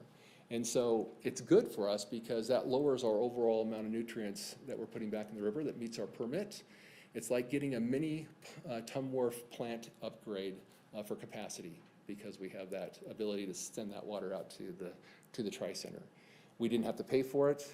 The Tri-Center does pay us a small fee for the water we send out to them, and that's to help for us for future replacement of anything in the pump station, pays for the electricity that we're using to send the water out. And so they've got their own way of covering our costs for now and in the future for sending that water out to them. Any questions on Tum Wharf and water out? Yes. Yeah, do you know, John, I just can't remember, at a one time we talked about putting a pipe from UNR Farms underneath McCarran over to the flood project where we're talking today, later today, they're having a discussion on recreation opportunities at the Mill and McCarran project. And one of the questions that's come up is, can they have access to reclaimed water? And I know we had discussed it a long time ago. I don't think it happened, but what did happen? Yeah, so there is a pipeline that we do have access, there is a sleeve that was placed under McCarran, so we will have access to get effluent, and it is anticipated that we would use effluent in that area. For But any again, parks yeah, over there? for any turf Because that will fields, things probably like come that. up later today Sure, at 3. And so I sure. just wanted to And that- understand the connection here. And that'll just mean that we have to make sure that within our water rights and within our groundwater rights and things that we conserve it, and we'll work with we work with TUMWA to make sure that they satisfy those with the federal water master. And one other question. I know that, I believe there was a comment earlier that we give reclaimed water away for free. But can you characterize that? I mean, is that the infrastructure we build for free? Like, for example, in South Reno, quite a few developments use reclaimed water. Did they have to pay to put in that infrastructure? Did we? How does it work? We're gonna get there. Oh, that's part of your, But at Tum Wharf, yes, we did pay for the infrastructure going out UNR Farms and out to Rosewood Lakes Golf Course and out to Mariloma. Rosewood Lakes Golf Course isn't in service anymore, but we did. We extended that out with sewer fund money, and we have done that, and we have not charged those users per our overall agreement with them. we do because not, or we do? We do not charge Okay. them for the effluent, because we were looking for users at that time. We needed them. Pre-Tro. We needed them to be able to have places You for know, the water this to is go. something that's been developing for the last 25, well, probably 40 years, which is effluent was something we had to get rid of. Your Mm-hmm. point earlier, we threw it in the river. And over time, it's becoming more valuable. We knew this. We were required to put it back in the river to a point, yes. but Yes. And I mean, this is all over the country. They had a problem of discharge, and they had an opportunity to replace potable water for things like grass irrigation, tree irrigation with reclaimed water. And we were happy to do it. And so throughout the country, a lot of places, we gave it away for free. And we always knew at some point it will become in demand. And we just heard earlier a speaker talking about it being in demand. And what I've heard is that in the North Valleys, we charge a different amount for reclaimed water than we do. And could you just, Well, we're gonna cover that. cover that? Okay, thank Yeah. you. Thank So you. we're in the water out piece, and we're talk about Tum Wharf, and then we're gonna talk about the other locations Okay. as well. But to a good point, you gotta think about this. The effluent water and being able to utilize that as opposed to potable water for our parks and other big users, that takes demand off of the overall drinking water system. And so it's actually, you get a double benefit, if you would, from that. All right, South Turkey Meadows. South Turkey Meadows, and I love this picture because in the background, you can see the Huffaker Reservoir. And so the South Truckee Meadows plant is different in that their source water was either coming from the South Truckee Meadows area or it came from the Truckee River. If it came from the Truckee River, the developer needed to overbuy the water. And the reason they needed to overbuy the water is they needed to buy the return component that was going to go back to the river. They needed to buy that so that those water rights stay and are dedicated to in-stream flows in the river. But that also means is we do not want any South Truckee Meadows water going back into Steamboat Creek that will then get to Truckee River. We need them to keep that entirely separate. So fortunately, we have the Huffaker Reservoir. And the Huffaker Reservoir is able to store that water. This is, when we talk about a wintertime water storage, this is what Huffaker Reservoir does. And so you think about all during the winter, that reservoir is filling up, filling up, filling up. You get to irrigation season in the spring, and they start using that, and they're gonna use it from what they're directly making at the treatment plant for the effluent. And then in the high demand season, that reservoir is gonna go down in the summer and down, down, down, and then it's gonna repeat, and it's gonna keep doing that. And as the South Truckee Meadows has grown, and it has grown a lot in the last 20 years, they've needed more and more places to take the water. And so that is the reason why water is different in the South. So when Bob Listener comes and talks to us about effluent use and why things are so green in certain areas, they're going to be really green in South Truckee Meadows because they need to use all of this effluent and they need to find places for it to go. So much so that Washoe County recently built a pipeline to Hidden Valley so that they could utilize their water for the Hidden Valley Golf Course. And so, again, it's just a difference of where you are and what you have to do with the water. Here, we do not want any water going back to the Truckee River, so they need to find users for it to go. So they do, and so that's why you have many, many median strips that are very green. You have the parks down there that are green, the golf courses, and this is where we've had some discussions at the council, right? And Washoe County so much needs places for this to go that they actually changed their policy a few years back, and they stopped charging for the effluent water. And so the golf courses, our parks, we benefit because our parks get free water. All the effluent water is of no charge. When they first set it up, they were charging for that water. Now, those costs didn't go away. Those costs are still there. So they've moved those costs to the sewer users. And so that's just the way that they look at how they're doing the water. They're charging the sewer users instead of the water users for this effluent. Reno Stead. Reno Stead is in a closed basin. So when we set up Reno Stead, we would treat the water and we sent the water to Swan Lake. We also developed effluent users. So we have the sports complex, Mayor's Park, we have the Silver Stage Golf Course, and we have another user, a very minor user of the water, and we use it on site. And so, again, we do not have wintertime water storage. And so we needed we have a place for the water to go during the summer and irrigation months, but we don't have a place for it to go in the wintertime. And so we needed to find locations as we grew. We needed to find locations because we were getting close to the end of our maximum permit of what we could discharge to Swan Lake.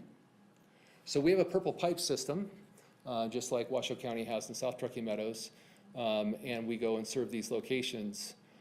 We do charge for this water because in our rate structure, we wanted to make sure that we had the ability to, as an agreement between Washoe County and the city, we wanted to make sure that we had the money to pay back the replacement value of our pipes and our pumps. So unlike the Tri-Center pipeline that goes out to the Truckee Reno Industrial Complex, where they paid for all the infrastructure up front, it was a combined effort where Reno and Washoe County paid for the infrastructure up front. We are responsible to maintain and replace, and so that's why we have a rate that we charge, so that we can make sure we can recover that rate that we need to pay for the replacement of this pipe for the reclaimed water. And so I think that might answer your question as it relates to the water out piece there. Why I'm on this slide, any questions on Riz Wharf and water out? I'm sorry. Madam Mayor? Yeah. Hello? Okay, I'll go and then you can, Megan. Just a question on this charge for reclaimed water. I know that you are working with the Western Regional Water Commission over looking at all of the sewer and looking at possibly regionalizing it. And that might be good where we wouldn't have these disparate customers. Some get it free, some have to pay. Maybe all of that could be put together and we could handle it more even-handedly. So just a thought. No, absolutely. Okay. Over to you, Megan. Okay, you mentioned the purple pipe. So in the North Valleys, was the cost of the purple pipe completely paid for by the city of Reno, or did we have any partners on that? Was any portion completely paid for by any user of effluent? A great question. It was actually a combination. So the city paid some. Washoe County actually paid a fair amount. Washoe County's largest benefit was they were using water rights for the Sierra Sage Golf Course that they had. Those water rights were were worth a lot of money. And so it was in their best interest to help pay for this project to extend the line out to the golf course so that they could then take those water rights and sell them. And part of the sale of the water rights that Washoe County did actually helped to build the North Valley Sports Complex. So great historical question. Appreciate the opportunity to answer. Okay, so did Washoe County pay for the purple pipe, or did the Sierra Sage Golf Course, or a combination? Washoe County paid for the pipe. Washoe County actually owns the Sierra Sage Golf Course. And so they have an operator that operates the golf course for them, but they paid for the purple pipe going out there. We did have a developer that also helped to extend some of the purple pipe and paid for some of the costs there. And then again, like I said, the city of Reno paid for some of that infrastructure when it went in as well. Okay, and I have a question regarding storage of water. So I know that the logic behind not charging for effluent, further south is because, we can't put the water certain places, but we also had issues with flooding in the North Valleys because, we needed more places to put water. I know that the Sierra Sage Golf Course had offered to create some kind of storage lake on their facility. Was that ever explored at all? I mean, I know that's something that they were going to or willing to absorb the cost of to help with any kind of water storage so we could avoid flooding situations in the future. Was that ever seriously, explored with them? I do remember that conversation. We have not had follow-up conversations in there, but it's worth exploring and understanding. Again, it's 2 million gallons a day during the winter is going out, so it's a pretty good size storage, but I will follow up and report back to council probably through a memo, but I will contact the golf course in Washoe County to see what kind of opportunities are out there for that. Okay, and just one last thing too. I know that we had a data center get approved by council that has agreed to get piped to use effluent in the future should that infrastructure become available for them to use. Is it possible to start thinking about that kind of thing in our design? I know we want to use water for the American Advanced Water Purification Plant, but there's also other opportunities to use effluent water for other types of work. Is there any possibility to start thinking about building out additional infrastructure to industrial areas that could potentially be used for data centers in the future? Certainly it is possible. It depends on where they are at compared to where our existing system is. Obviously, the further they are away from the existing system, the more cost involved in putting those pipes in the ground. But I think maybe my next slide and discussion of some of our challenges up here may be helpful to that conversation. Okay, great. I will have some more questions, but we can move on. Thank you.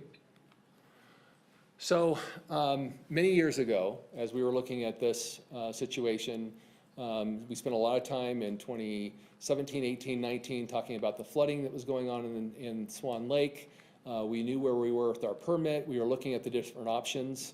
As Bob, a listener, brought up, one of those options was looking at creating a wintertime storage. In fact, both of these options are really wintertime storage. It's the ability to treat the water and to be able to send it somewhere in the wintertime so we can use it at a later time.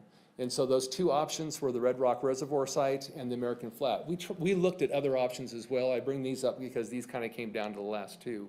The decision was to go with the American Flat Farm. And so all of our efforts over the last 5 years have really been centered on the American Flat Farm and moving that forward, getting our partnership with Tumwa, bringing the agreement to council, getting some grants opportunities, applying for and getting some grants, and and having those discussions. And so that's why we have gone to the American Flat Farm over those two examples. So I just kind of want to set the table a little bit for that. Councilmember Ebert had brought up the additional users. We need a place to be able to treat the water, so we have a place to send it. And the American Flat, the Advanced Purified Water Facility, gives us that opportunity to take all of the excess water and treat it to potable water standards that we have. And a key there is excess water.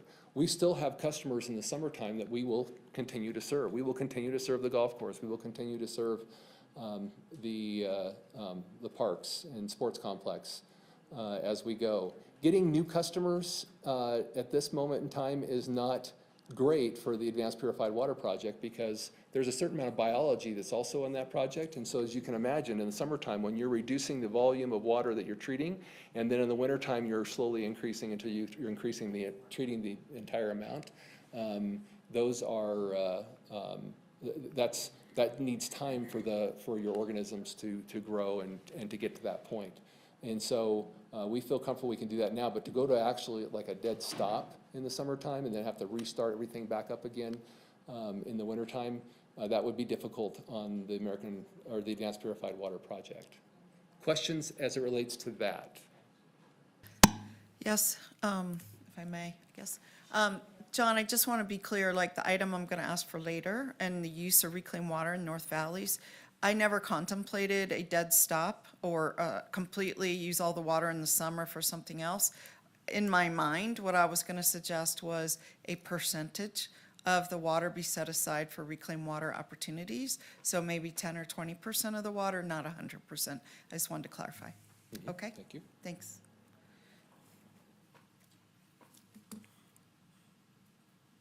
All right. Regional challenges. So I've talked about this before. It isn't water, it isn't transportation, it isn't even land. It's going to be sewer treatment capacity. Sewer treatment capacity is going to be our limiting factor for growth. And when we talk about sewer treatment capacity, we're really talking about Truckee River and every development that would then flow to the Truckee Meadows Water Reclamation Facility primarily is where that factor is going to be. We talked about Washoe County owning and operating water reclamation facilities. It's not really a challenge, it's just that we work together on their facilities. South Truckee Meadows is larger, the other two are quite small. And they all have, well, Cold Springs does not have a City of Reno customer, but the other ones do, the other two do. Washoe County needs to upgrade. So imagine if you're at a point where you either need to make a decision, kind of like Sternberg lights. You're either going to replace them all, or you're going to, you're going to start, working on replacing some and working yourself into that, or finding some other source of light. In this case, a source of sewer. And so Washoe County, and the decisions that they've come up with is they would like to decommission their Lemon Valley plant. They just want to take it completely out and send those flows just to the Reno Stead plant. By doing so, they would have to pay our connection fee, of course, just like any other developer. But that is a challenge that we have because they have that need to either upgrade or just decommission the plant. We talked about the challenge of the Tum Wharf discharge permit. We've got some really good things that are happening on that front, but that is a challenge that we always have with the nutrients and solids or salts and how we're handling all that. And then one that's come up, and we've even talked about Sparks, their sewer capacity. They are basically at the top end of their treatment capacity at the Truckee Meadows Water Reclamation Facility. And so what that's done is it's created some uncertainty, especially in unincorporated Washoe County and Spanish Springs. And if you're a developer, you don't like uncertainty. And so that's why we're seeing pressure there in what they can do to ensure that they have capacity to grow. And we've looked at ours, and we will have continuing discussions as it relates to the capacity. But those are a lot of our challenges that we have. I wanted to go, just make sure, okay. And then I am going to wrap this up, but it is fun. So, thank you for your time. Appreciate your patience. At Reno Stead, yes, we have been going forward with this water out solution as it relates to advanced purified water. So we've completed a plant capacity upgrade. We've gone from 2 million gallons to 4 million gallons. We've had some upgrades to flow shave. Now, when we talk about flow shave, we send our sludge, our solids. So think of the Tumwharf plant. 99% of it is treating the water and sending it through it. The other 1% is the sludge that we're doing what we do with it. We send our sludge from Reno Stead in a pipeline and pump it up over the hill so it goes to Tumwharf for treatment. And so that's what that flow shave is. We're utilizing capacity currently in that system that we have. We've changed out pumps because the pumps you had in there were positive displacement pumps. If you think of what's a good thought on that? A water gun. If you squirt a water gun, positive displacement is you have a certain volume of water that you squirt and it squirts out and it's done. A garden hose, that is constant water that's coming out, right? It's not just one. You didn't just push the water gun and get a squirt of water coming out. You've got the pump behind it that's pumping it continuously. That's kind of the difference between the flow shave and the pumps that we're using in order to make difference if you're just moving the sludge down the line as opposed to having actual sewer flows going through there. That's why it's different.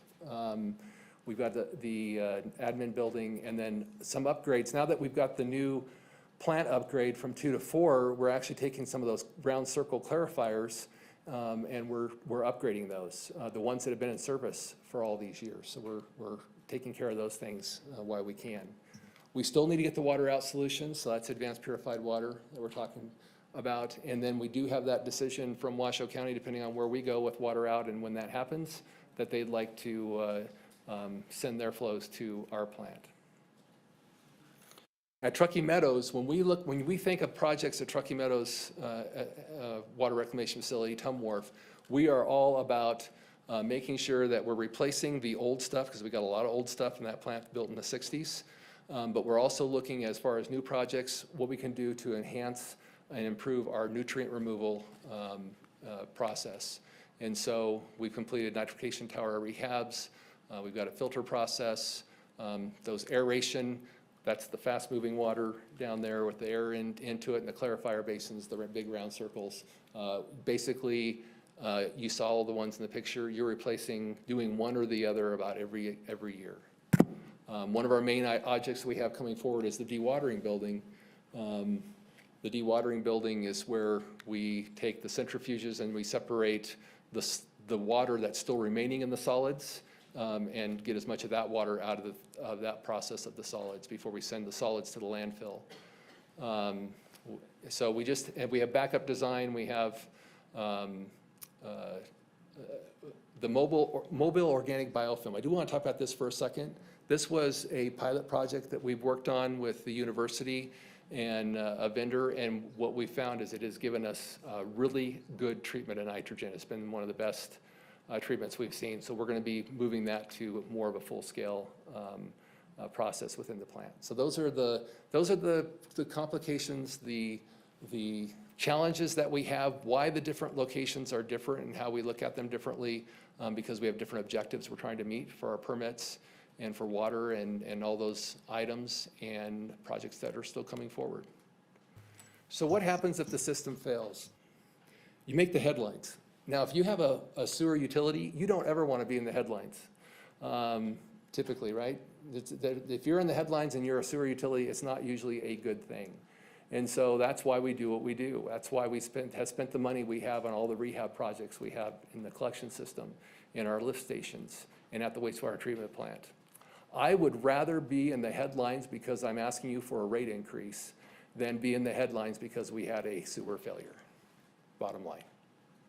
And so that's, we don't look at failure as an option. So we're making sure that we are able to treat and do the process and things that we're asked to do. And then to wrap it up, there are some upcoming council actions. We do have that sewer rate. We're going to give you the feedback from the public and look at some options. The advanced purified water facility, there'll be a presentation coming up on that.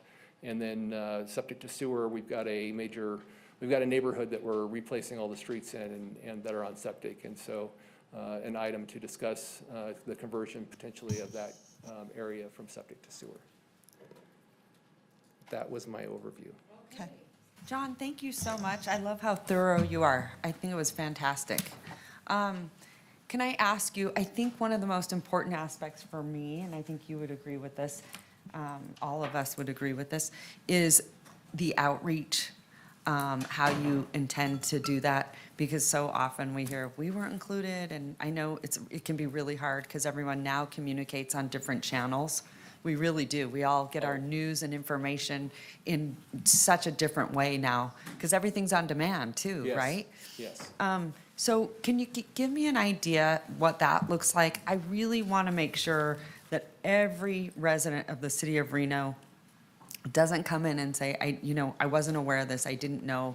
So I want to do everything we possibly can to message, get their feedback.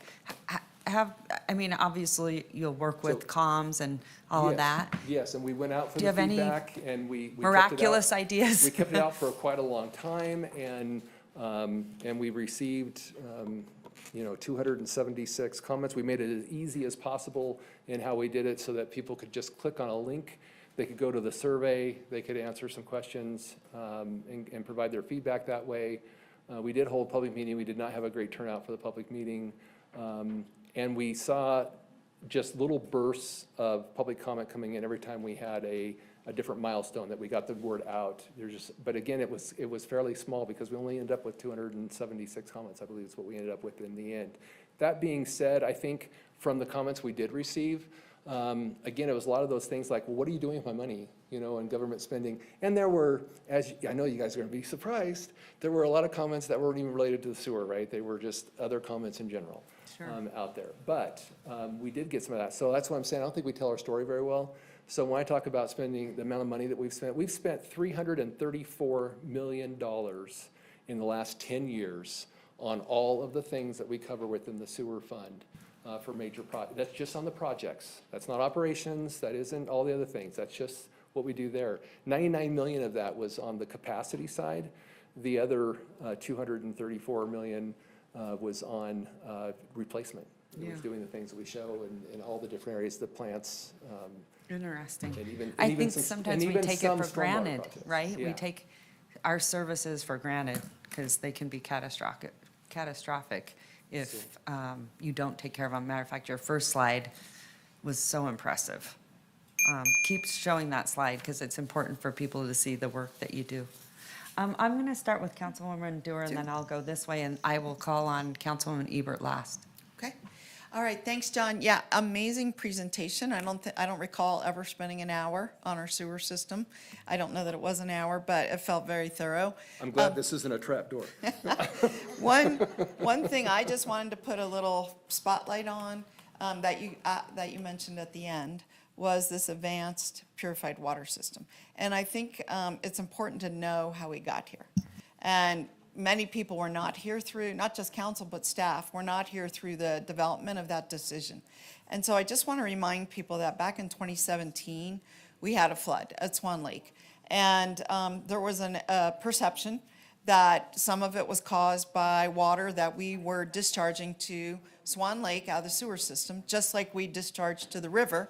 But when we discharge to the river, it goes away. And when we discharge to Swan Lake, it stays right there in a puddle we can see. A lot of the issues out at Swan Lake were probably due to stormwater systems and how they operate and so on and so forth, and the fact that we had an enormous rain right on top of Swan Lake. But at that time, you were wanting to expand the Reno Stead plant. And the big issue, the reason we couldn't expand, and we spent an enormous amount of time on this, was what are we to do with the effluent? And the big things that I recall we looked at was, should we build a reservoir and stack it all in the reservoir? And one of the downsides of a reservoir is it's subject to evaporation, so you're losing like half your water up to the air. You can't use it for reclaimed water. You can't use it for purified water later. And they cost an enormous amount of money to build reservoirs as well, have to be engineered. The other option we were looking at was putting it down something called Long Valley Creek, which goes north into California. And as our former state water planner, I could not imagine us being the driest state in the nation sending water to another state when we could use it here. We could use it for purified water. We could use it for reclaimed water. We need water. So the idea that we would just throw it away as it was useless was an anathema, not just to me, but the whole council. What, are you kidding me? And then we looked at, I thought, a brilliant opportunity, which was advanced purified water, which was to take this bad thing that we had to get rid of and turn it into a very good thing. Now, does it cost a lot of money? Yes. But we have had an opportunity at the Regional Water Planning Commission to tour other systems in California, in Denver, in Tampa, all through the country where they are using advanced purified water systems, done a little differently because we have different rules in Nevada, or we did, and they're using it, and they have found it cost beneficial. They are making it work. They have a cheaper way of doing it. They don't have to go through a sand filter and store the water for 5 years. But just at this last legislature, the legislature directed DEP to look at a different way, maybe get rid of that redundant system. So I just wanted to go on record as saying I'm extremely glad we chose this option. It preserves our water. And it provides new water, and it also provides, if something should happen to our water supplies, let's say the Truckee River, we have a backup source. So I'll say that for now, maybe come back with a comment later. Thank you. Okay, go ahead, Councilman Reese. Thank you, Mr. Flansburgh, for the excellent presentation. I want to also thank you and Ms. Magoon for giving me the opportunity to spend a bit more time with you earlier in the week about just the broad issues involved in the sewer. What I will say for the public and for my colleagues is that perhaps the most complicated thing in the city of Reno for me to understand as a council member over these last 7 years has been the sewer system. It just is something that is hard to comprehend if you have no real idea about it when you come in from being a non-elected person into elected office. And the implications that it has for our region are pretty profound. So either at Tumwa or here, I have tried my best to learn as much as I can about the system. And I think your presentation today was really a very great and high-level explanation of many different components of it. Like Ms. Dewar, I continue to believe that the advanced purified is an important component of that, and I know we'll be talking about that in the future, so my comments won't be focused on that today. I'll also say that I had the opportunity yesterday to spend time with Mr. Truhol and Mr. Hendricks out at the Corp Yard and got to speak to some of our sewer maintenance folks and got to follow a video as we went down into the sewer system and try to deal with a plug. What had happened was an area in southwest Reno in the Newlands area had during the flooding experienced some water intrusions to areas that might not otherwise have experienced. It also created the conditions under which the pipe there had, it essentially, a tree intrusion had created the conditions under which a plug had happened. So our employees have to go down into that with essentially a robot and a thing that chews up the plug and takes it out. But it got me to thinking about the reasons why our sewer is so important. And of course, we don't see it because all of us just expect that when we flush the toilet, the things go away. When we we turn on the water, our faucet, the water comes out. But I do think in some ways, I will say perhaps that you buried the lead in today's presentation in as much as this slide and series of slides about the age of sewer pipes over the 10-year period. Man, that is super important. And I think in government, we don't often get to take credit for any of the effort that happens, but the commitment that we've made through the sewer fund to continually replace and upgrade pipe is, it's not sexy, it's not very interesting, but man, is it important. And that slide perhaps represents for me, those 3 slides, the most important part of the presentation. And so I think Madam Mayor is right that we've got to be telling that story. It's also true that we had a public commenter who said, hey, the home where I lived became toxic because the lower floor flooded, a sewer system, something happened there, it caused flooding, and then the restoration was not happening. I think if we don't invest in our sewer system and we don't take the proactive steps that we have taken into the future, both with creating the advanced purified or doing the other things, we really do risk more of those failures. So I appreciate the presentation and thank you for it. I don't have questions on the time, but I really think the presentation was awesome. All right, Councilman Taylor. Thank you, John, for the presentation. It was very thorough, and you're definitely in the position you need to be in because you're so passionate about it, and you get very excited about this, and you're extremely knowledgeable.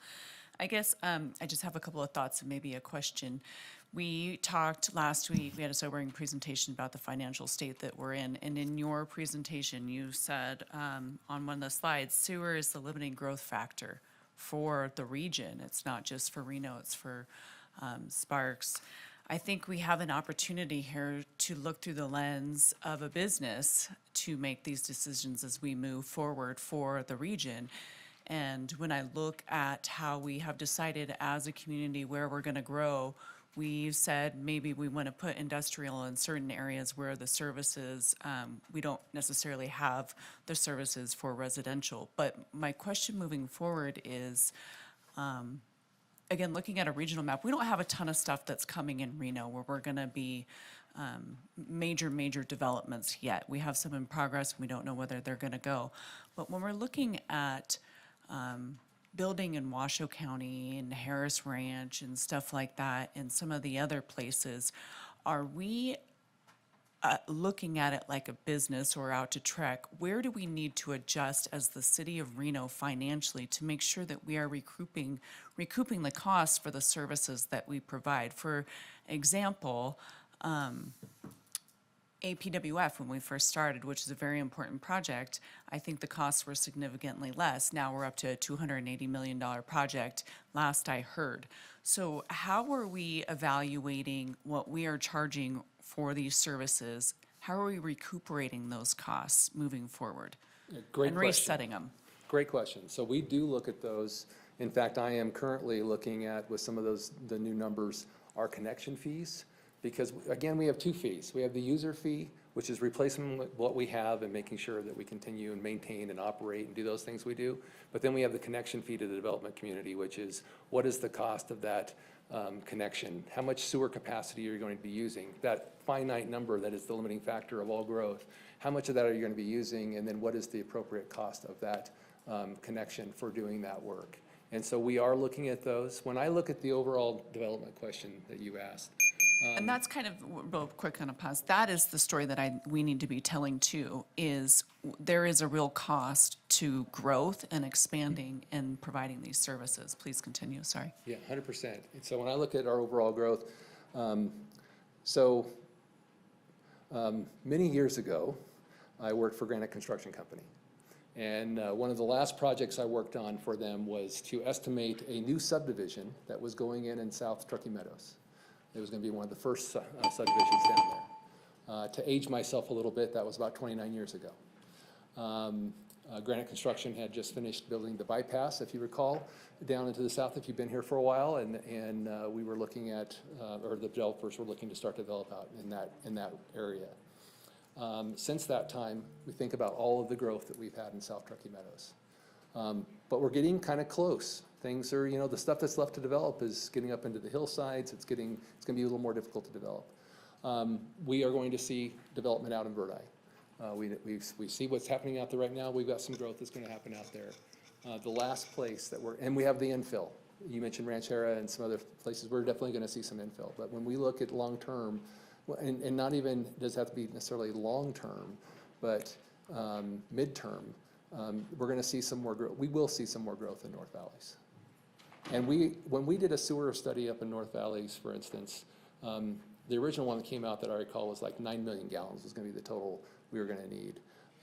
We have only planned out to look at, say, 6 million gallons at this point. We're saying it, where we're going to be. But we're building to 4 for now, from 2 to 4.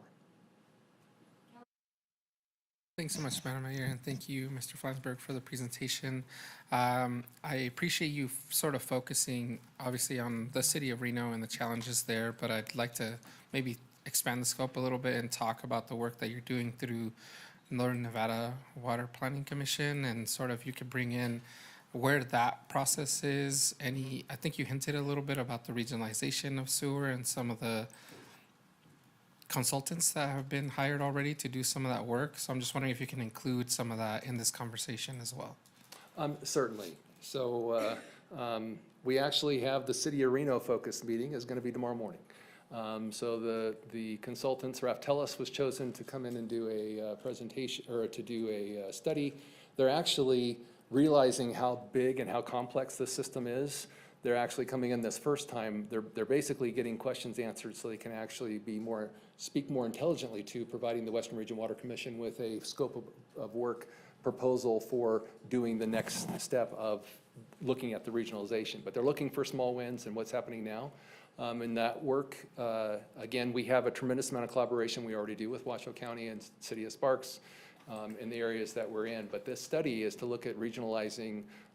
What does that look like if we were to regionalize and have one sewer body? So back in the day, Sierra Pacific Power had the water. Washoe County Water Resources had mostly the well type system. And then that entity, Tumwa, was purchased by the three entities to develop Tumwa from Sierra Pacific Power, and then the merger of Washoe County Water Resources in. So we've got some experience in this area of looking what it looks like to regionalize. Now we're taking that same lens and same experience and looking at it as a region for what it means for sewer. And that body includes representatives from all the jurisdictions in our area? It does, including Tumwa. Yeah, we're Perfect. including Tumwa in that discussion. And then just one question for you on slide 23, you talk about the regional challenges, and the first one you hit is the sewer being the limiting growth factor within Washoe County. Sometimes we hear from our current residents about not wanting to absorb that, and I think you did a great job of explaining how much work you've done in replacing some of the pipes and that, but just curious if you can add more to that. Sometimes we hear the phrase growth pays for growth, but just wondering how you see that playing out and if you can add more to that conversation. Yeah, it's really important. We really want to look at, when we talk about spending the amount of money that we spend on our overall sewer utility, again, in the last 10 years, $235 million total was spent from the user fee side. That means that we were replacing pipes, we were doing work on our lift stations, doing work at the wastewater treatment plants to replace existing systems. The 99 million was from the other side of the equation, which is the development side, and that's for expanding due to capacity. And we did get a lot of these questions that came back from the public feedback, and we'll talk about that when we present that piece of it a little bit. But there is a perception out there that growth is not paying for growth. And we really work hard to make sure that those costs for those capacity improvements are on that side of the ledger of when we charge that fee that we come up with, that we nearly doubled a few years ago, that we're charging the right amount. Awesome. Thank you. I think I'm out of time, so I'll leave it at that. Thank you, Mr. Flansburgh, for the presentation today, the tour, the education this week. It's been very helpful for me. Most of my colleagues have said and touched on the points I wanted to make. I'll just share this mildly boring story. From 2010, I was interested in city government and leadership and the things that were challenging the city.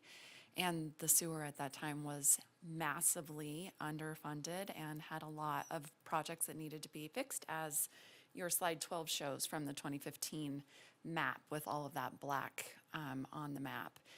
And I remember sitting with the beat reporter at the Reno Gazette-Journal at that time and asking her. I mean, I had documents spread out at Dish Cafe and said, I don't understand why nobody is telling the community about what a risk we're in here with the sewers. And she flat looked at me and said, because no one cares about the sewers. But this presentation helps us do exactly what we need to do, is care about the sewers. And I just wanted to give you and your team the credit for being able to walk us through why this is so complicated. But most importantly, slide 12 shows us the work that you're doing and what a massive improvement that is. And as Mr. Reese had mentioned, we had a public commenter here today that can tell us exactly how tragic a sewer failure is. And so nobody likes to hear those stories, but making that full circle is really important. So thank you for the work there, and I'm looking forward to my tour tomorrow at Rees Wharf. All right, Councilman Ebert. Yeah, just a few more questions about effluent use. I know that there was a purple pipe built out to Trick. Can you kind of explain how that was funded? Was that a joint project? Was that something paid for by the developers, or how was that pipe funded? Yes, thank you for the question. So that pipe was 100%, not only the pipe, but the lift station, the pump station, if you will, that takes that flow out, because you can imagine 13 miles, it takes a lot of pressure to move the water out that far. That was 100% funded by the Tahoe Reno Industrial General Improvement District and through their users. And so it was funded by that development group, if you will. Okay. So is that something that could possibly happen? I mean, again, just talking about effluent use, is it just a limitation on funds, or is it a combination of that? And we don't necessarily want to get rid of all of our effluent that would be limiting on using effluent water for data centers or additional, just any type of use in the future in the North Valleys area. Yeah, so North Valleys is an interesting location because you've got, we talk about the water in, water out situation.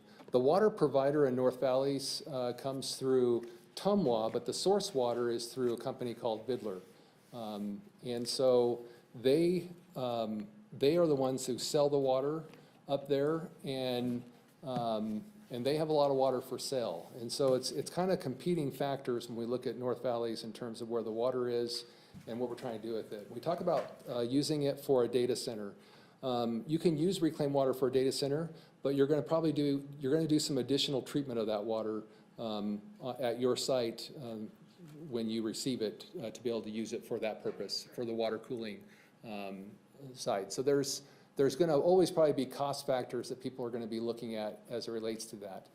They're using evaporative cooling through the water cooling process, so that water primarily gets evaporated, so that doesn't contribute more water per se to the region. When we think of water in, it has to be equal to water out. But as far as the purple pipe system, can somebody do that in the future? Absolutely. We could have development that built a purple pipe system. They could build a reservoir. I mean, we looked at the cost of those things, and the decision that came to was to do the advanced purified water facility in lieu of the reservoir, and it was extremely expensive to do both at one time. Yeah. Okay. And then another question, I'm not exactly sure how much time I have left, but I just wanted to ask, we recently had a vote to make a change to the Stonegate PUD, or essentially get rid of the Stonegate PUD and also get rid of the condition that Stonegate had to build a pipeline to connect to Tumwa. I believe it was a 6-mile long pipeline. Does that change have any kind of impact on future development that was, going to hook up to that water, expected to hook up to that line? Does it have any kind of, future impact to additional development that would have come to, in between Stonegate and the rest of the North Valleys? So great question. Stonegate is 100% in the Cold Springs sewer shed. So all of the sewer flows that come out of Stonegate area would go to the Washoe County Cold Springs plant. As far as the water line and the not having a water line connection from Tumwa, that potentially could have an impact on future growth, just because there would be, depending on how much growth happens out there, there would be a need for additional water. Okay. And the amount of effluent that's created out there, does that have any kind of impact on the treatment that's available out in the North Valleys? So the treatment really is a function of how much, how many sewer connections we have. So residential and commercial, industrial sewer connections, how much flow they're sending to the plant. And then, of course, the effluent is the byproduct once we go through the treatment process. So really, it's in order to gain more effluent, we need to have more customers on the front end. Okay, so, but the amount of effluent that's projected to come from that development has already been accounted for in, the plans that we have now? Yes, it is. And it's, okay. And interestingly, one of the benefits of advanced purified water is we actually gain water rights through the process. And we actually would gain those water rights through the process on the front end because we already have existing customers and have quite a bit of flow going through there. So you actually create some water rights right off the bat. So it's not like you're waiting for incremental customers to join on to be able to gain water rights. You will long-term, but you'll actually have water rights right away that will be available there. Not like tax increment financing where you have to wait for to build something and then the tax money starts coming in because you've built something and you have a higher tax amount. This is something that's a resource right there that would be captured. Great. Okay, thank you. Okay. Councilwoman Dorr. Yeah, this is very short, just a commentary. So when I came on council over 10 years ago, I think I mentioned this, we had a meeting. It was actually, I believe, with Truckee Meadows Regional Planning and with Tumwa. And we discussed the fact that the elected officials at that time felt that sewer was the #1 issue affecting future growth. It wasn't water supply, because we've done such a good job of reservoirs and recirculation and so on. It wasn't land, even though land is a conversation now. But it was sewer, because we just didn't have the capacity to treat the sewer coming out, and the sewer cost to build upgrade a plant, add capacity, is so expensive. So that is what we went through, some really tough years here for the North Valleys. We almost declared a moratorium on development in the North Valleys because we didn't have enough sewer capacity. Your team was very clever in developing this concept of the flow shave, where we'd send the sewer down to Tumwharf where we had capacity, but that was very difficult on us too. We had to buy equipment, pumps, new pumps, upsize, do some policy issues. And I just wanted to reflect a little bit again on that history, that sewer still today, over 10 years later, is still probably the #1 controlling factor on our growth. Where the pipes are, where the new building is, where the treatment plants are, where the reclaim can be used. So I really appreciate the time and attention on this topic. And I really appreciated Councilmember Martinez's comments, because I think that that is the biggest perception we have to deal with about growth paying for growth, being super clear and transparent about who is paying for what, because there's always a feeling of existing residents, why do we keep paying? They don't understand that these things have a shelf life, that the pipes are only going to be good for 20 or 50 years, whatever it is in a case. Ultimately, they have to be replaced. All the equipment gets old, it has to be replaced, just like replacements on your home. We have to do the same on the sewer. And just continuing to educate the public is going to be, I think, an important part of the issue the mayor brought up earlier about public outreach. It's public outreach, but if you ask anybody, do they want to pay more? I have to believe that most of the people said, no, I don't want to pay more. But they don't understand the connection. It's just like when people move here and they go, why aren't our parks taken care of? We have a very low tax state and a very low tax city. And so you don't get to have the same level of opportunity that you might have in other states and other cities. So everything costs, and there's no free lunch. And so we all have to pay for it one way or another. So those comments, Mr. Martinez, were very, I thought, on point, and something that we need to continue to address. Okay, thank you. Oops. Okay, thank you so much. We appreciate it. Okay, I'm going to wrap this up because this is just for discussion and presentation. And I'm going to head over to public comment. Thanks so much, John. Thank you. Madam Clerk. Madam Mayor, we did public comment on item C1. Perfect. Oh, there's no public comment? We took it before the presentation. Okay. Okay. So we're moving on to item C2? We don't have to take any action. Actually, what we're going to do is we're going to jump to item D1. Okay. I just want to remind anyone sitting in the gallery to see Madam Clerk so we can move those items up so you're not sitting here all day. With that being said, Madam Clerk, for item, it's a public hearing, so before we do that, I'm going to ask you to open the public hearing. Has all correspondence been accepted? Thank you, Madam Mayor. For item D1, we did receive correspondence as 3 letters of support. Those have been distributed to the Reno City Council. At this time, we do not have any public commenters registered. Okay, thank you so much. I'm going to then kick it to Carl. I believe it's you. Thank you, Madam Mayor. Ordinance introduction.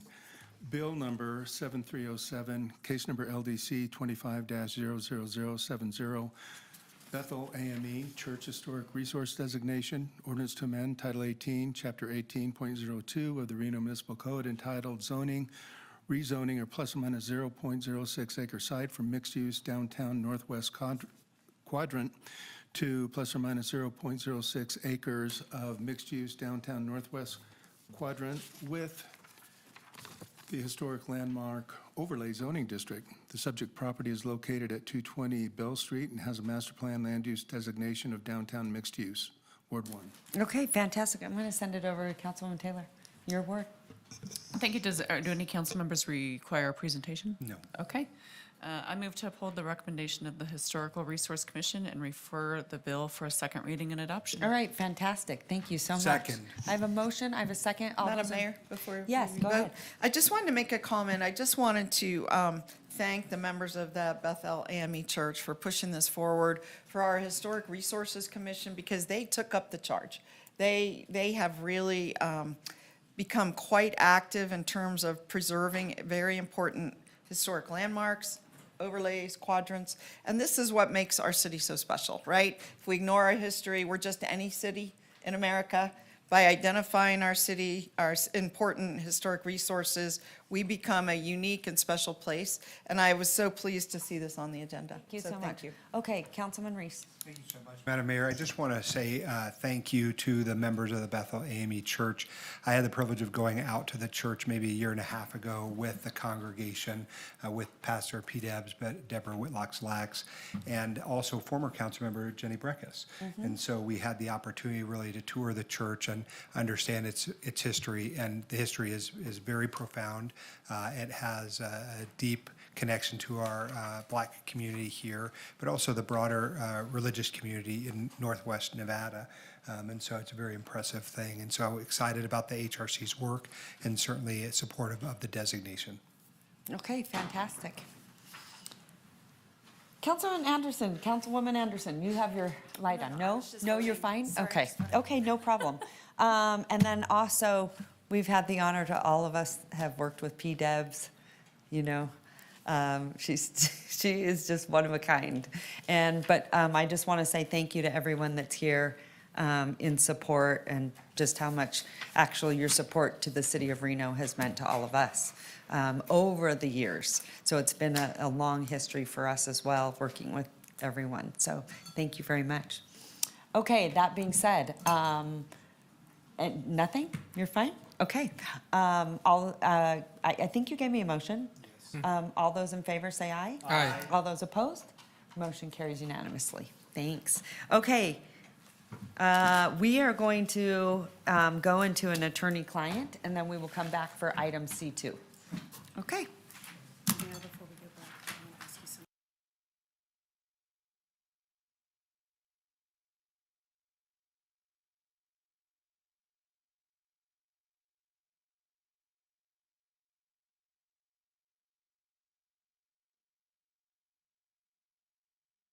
Madam Mayor, what time will we reconvene?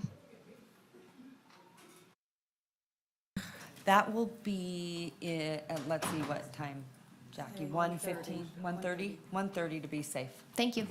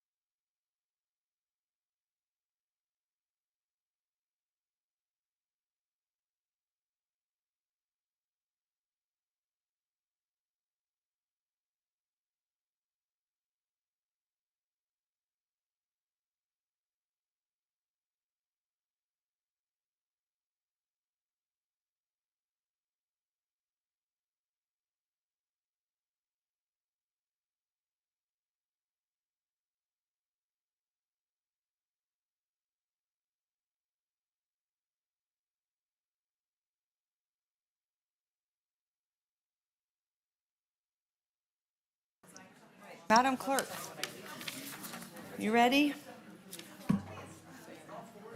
Okay, we are going to head into item C2.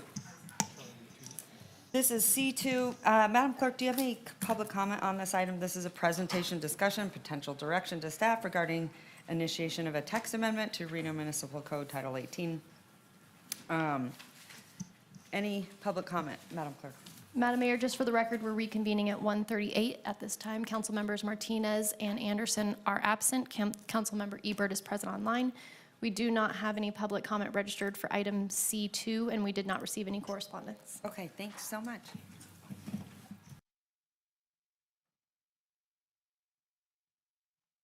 Does anyone require a presentation on this item?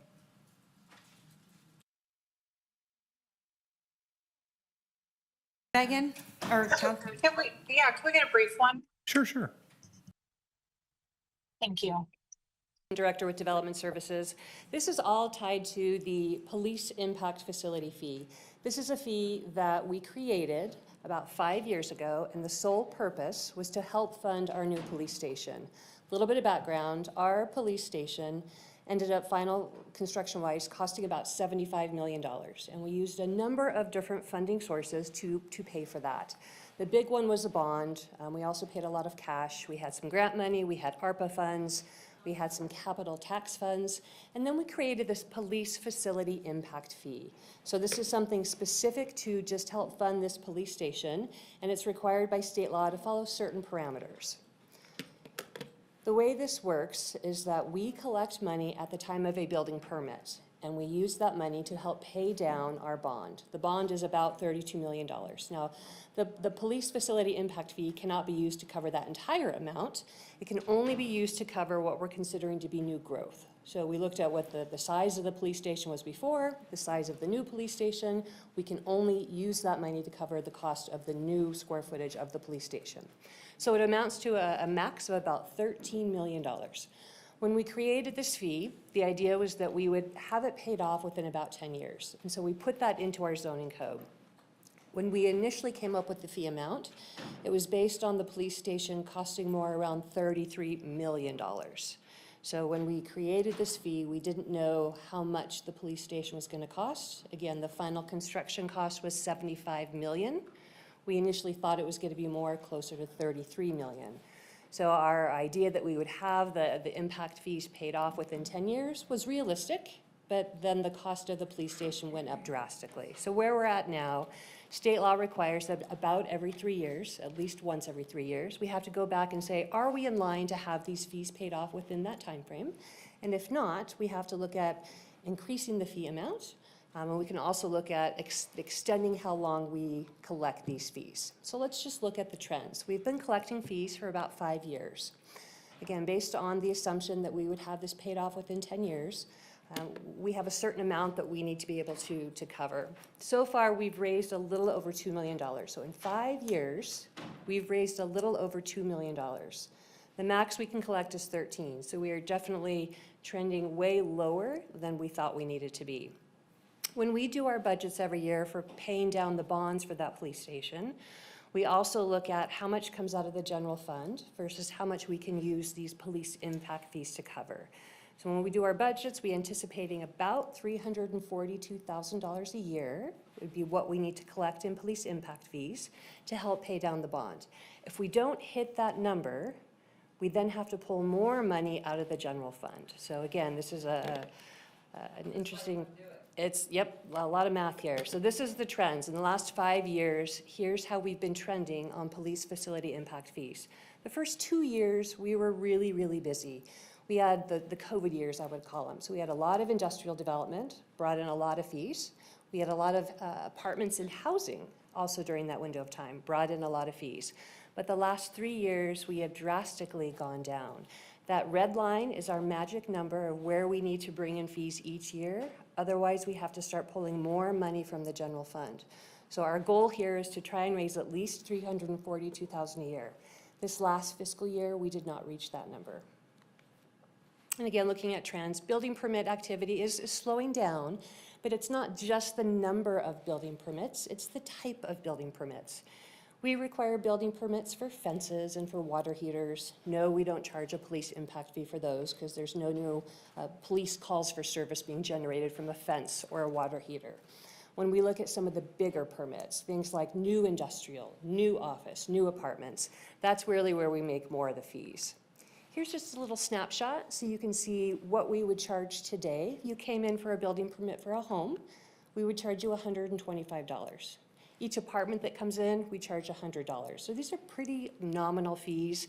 These were never intended to be really high fees that the development community had to pay. They were pretty small in terms of compared to other fees that we charge, such as sewer and water and building permit fees. So the development community really didn't have a lot of issues when we created this fee because the fees were so small. But again, where we're at now is they're probably not being charged enough, and we need to look at maybe extending the timeline for how long we want to collect these fees. So we have kind of two things happening. One is we want to go out and we want to talk to the development community first and get their feedback. They may say, you know what? We're good with sticking to that 10-year timeline. After 10 years, we're not going to charge any more fees, which means we have to pretty much quadruple the fees that we're charging in order to get to that magic number. Or they may say, you know what, I'm okay with paying these out longer than 10 years, understanding that we're still going to have to raise fees, but we won't have to raise them to the same degree. So today, all you have to vote on is yes, staff, go forward, start those discussions. We'll come back to you and let you know kind of the different options that we presented to the development community and the option that they preferred. So the recommendation's in front of you, and I'm available if you have any questions. All right, thank you so much, Angela. Okay, Councilwoman Dorr, any questions? Yeah, I just do. I just want to make sure I truly understand. Are you going to be asking to raise the fee, or are you asking to raise the fee now, or what? Because you made the point, it's either charge a lot more but in the 10 years or spread out the time frame. We need to do both. Oh, we need to both increase the fee and spread out the time frame. In That would this be item, my recommendation. are we doing that in this recommendation? All you're doing is saying, staff, go forward and talk to the development Oh, community fine. and Okay. give them options. Yes, I got it. Okay, thank you. All right, Councilwoman Ebert. Yeah, I do have some questions. So I just want to make sure I understand. The initial cost that we thought we were paying for the new police facility ended up being about half or less than half of what it ended up actually costing. Is that accurate? No, when we initially bought the old RGJ building, we anticipated at that time early numbers. We thought we would be able to build the new police station using that RGJ building for about $33 million. By the time we were done with construction, it was more around $75 million. So it more than doubled in cost from when we first looked at building the police station. Okay, so we underestimated the cost of building it, and then we made overestimated the cost or the impact we get. That's correct. Is that correct?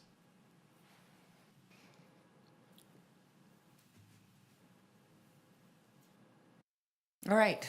All right, Councilwoman Ebert? Oh, you're going out. In and out. Okay, hold on one sec. Hold on one sec.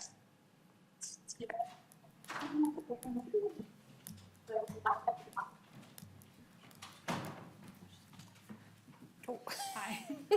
Oh, there you go. Oh. That's Can a you hear me surprise. now? Okay. That's cute. So, is there any world where we can extend the timeline but not increase the fee? Because I hear all the time about people can't afford more. We have tariffs, cost of everything is going up. Is an increase in fee going to have the adverse effect of slowing down development? So it doesn't actually increase the revenue coming in this area where we need it, but actually slows it down further. We can. One option is just extend the timeline. Our big concern is this graph here. So if we don't get enough money coming in on a year-by-year basis. We then have to pull more money out of the general fund to help pay back the bond. Okay. So that is an option. We can just say, we're not going to raise the fees at this point. Yeah. We're going to extend them, a longer timeframe. But next year, at the same time, when we look at this chart, if our building permit numbers are still as low as they have been, you're going to have to find more money in the general fund to cover the cost of the bond. Okay. I think I will have a couple more questions, but I don't want to, oh wait, no, I still have a couple more seconds. So is this something that will come back annually then to kind of reassess where we're at because of these projections kind of not coming in where we thought they would be? By state law, we have to come back at least every 3 years. So we did a quick check. It was about 2.5 years ago that we did our last check. And so now we're trying to get in front of it. Because again, the trends are alarming. And given that we don't have any money in the general fund, we are just trying to be proactive and get in front of it. Okay. Would it be possible to maybe keep this on the radar and review it annually?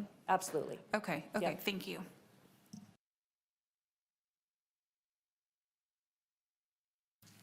All right, anyone else have a question? No? It's okay. We're just, Ms. Foos, can you put the required motion back up? I did have more questions if nobody else did. Go ahead. Okay. So I just want to make sure I understand, because earlier we had a discussion of a refund of a special assessment district that was paid off and there was excess funds. So these impact fees, are they paid by the entire city of Reno?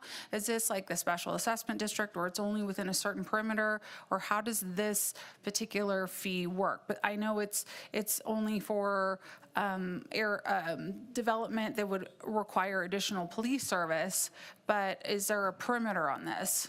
Yes, if you are in the city of Reno and you apply for a building permit, then you are subject to these fees. Okay, so anywhere in the city of Reno? Yep, correct. Sphere of influence? Yes. No? Sphere of influence also? Because we process building permits within the sphere of influence. Okay, Yes. okay. And then how is that fee assessed? So the fee is based on your use. Oh, whoops. Not necessarily square foot? Depending on what you have. If you're a house, it's based on how many homes. So if Okay. a subdivision comes in and there's 20 homes, we would charge $125 per house. Okay, If you're a warehouse or office, we base it on your square footage. okay. Yeah. All right, thank you very much. Okay. Councilwoman Dewar, you have your light on, no? Sorry. Okay.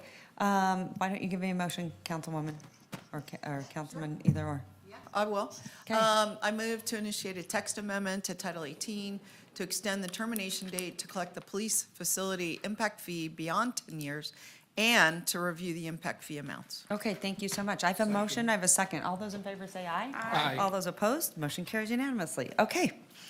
Madam Clerk.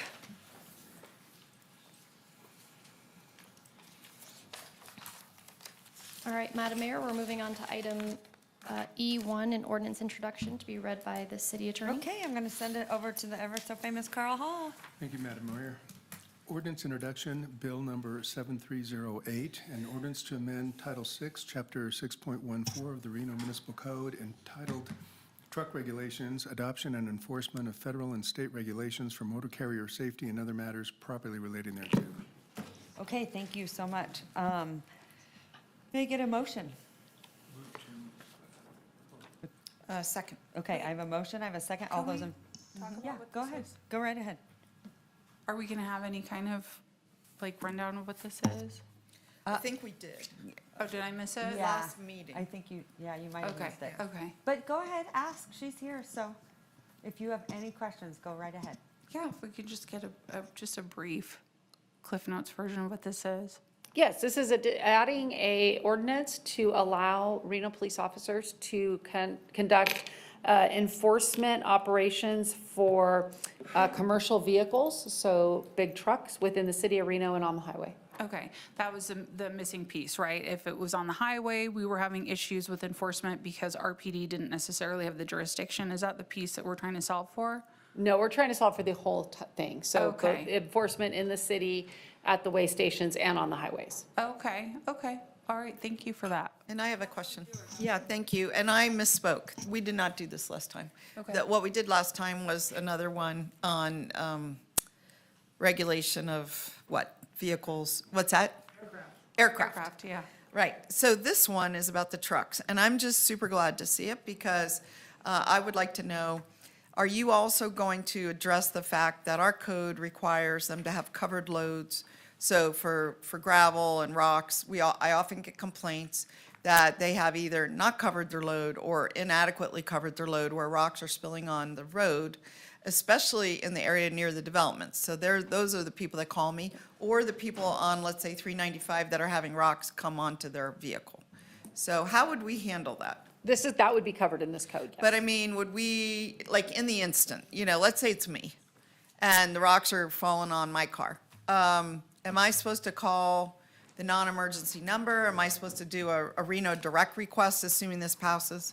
What do you think? Either one of those would work, and then the most information that you can give us about the vehicle. About the vehicle? Yeah. And depending on where it is and what's happening will dictate whether or not we can do enforcement after the fact. That's my question. It's more challenging to do it Because after you're the fact. rarely there when these things are happening. They're happening all over the city. The other thing that's happening, and I'm just curious, and we brought this up, and I happen to now have part of my ward is out at White Fir, which is out where Patagonia is. And one of the things that happens in these sort of semi-industrial areas is trucks just start parking overnight. I've seen it out in Ward 4, just along the side of the road, and it's not allowed. And we've had complaints, residents have called in, these trucks have been parking here for, 2 weeks. Is that, where I get concerned is you aren't there to observe it, no police officer is. And maybe by the time it's reported to Reno Direct, they've moved on. That's my big question is, can you do enforcement on something that is reported to you? Yes, if the car is there at the time. If we don't see it there, we can't. But if you do have an area where these trucks are parking and they're not legally parking, those should be reported to Reno Direct so we can add it into our parking enforcement. And we can send parking enforcement out into those areas. You have recently taken on? Yes, the we have parking enforcement now, yes. Okay, but what about the truck dropping gravel? You're not going to be there. They'll have moved on. Maybe they're all the way to Truckee by now. Yeah, they might not be enforced on. It depends on the situation. A lot of times, if you have damage to your vehicle, you would want to get the license plate of that truck, because then you can report it back to the insurance companies. And that will help on that side of it, because that truck still has that responsibility. It's most often a crack in the windshield? Yes. Or a little dent? Yep. So, okay. All right. Okay, thank you. I do want to reiterate, you did get a council briefing, correct? Not this time. Okay. I had to All right. miss I just want to because- make sure everyone's getting their council briefing. Yeah, I was in transit. Jackie's a stickler about it, so I appreciate it. But- I just want to make sure, because I don't want anyone. I'm at 95% of them, but this particular agenda, I was in transit and could not attend. Okay, thank you. I appreciate that. Yeah. I just want to make sure that Yeah. everyone's getting the information they need. Yeah. Okay, so you There's give, a motion and a second. Yeah. okay, I have a motion and a second. All those in favor say aye. Aye. All those opposed, motion carries. Chief Nance, how are you doing? Good, good. Things are. You doing okay? Progressing, everybody's doing well. Can be expected. It's a lot, but we're working through it, and very grateful to everybody with the community support and all of your support and everybody that's reached out. We really appreciate it, so thank you. You okay? All right. Yeah. Thank you so much. Thanks. Fantastic job. I know it's been a really, really, really tough week. It's been a lot. It's been a but lot. Things happen, and we just get through it and continue on, and we'll figure it out. I know, but thank you. I Thank you. appreciate you. Okay. All right, Madam Clerk. All right, Madam Mayor, this time we're going to open the redevelopment agency Okay. board.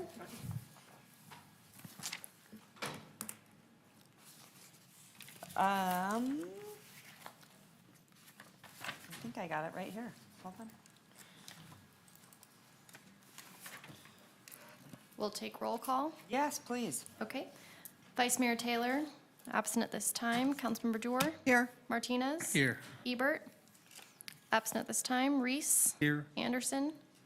Sheevy. Here. Madam Mayor, you do have a quorum of the redevelopment agency board. Okay, do you have any public comment on this item?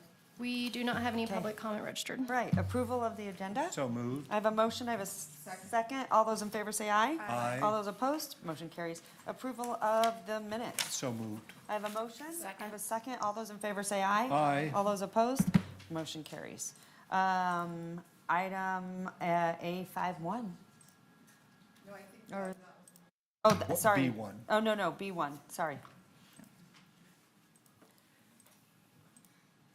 So this is approval to purchase mobile vehicle barriers for special event road closures for Meridian Rapid Defense Group utilizing the General Services Administration contract. Okay. Yes. Hi, Rachel. How are you doing?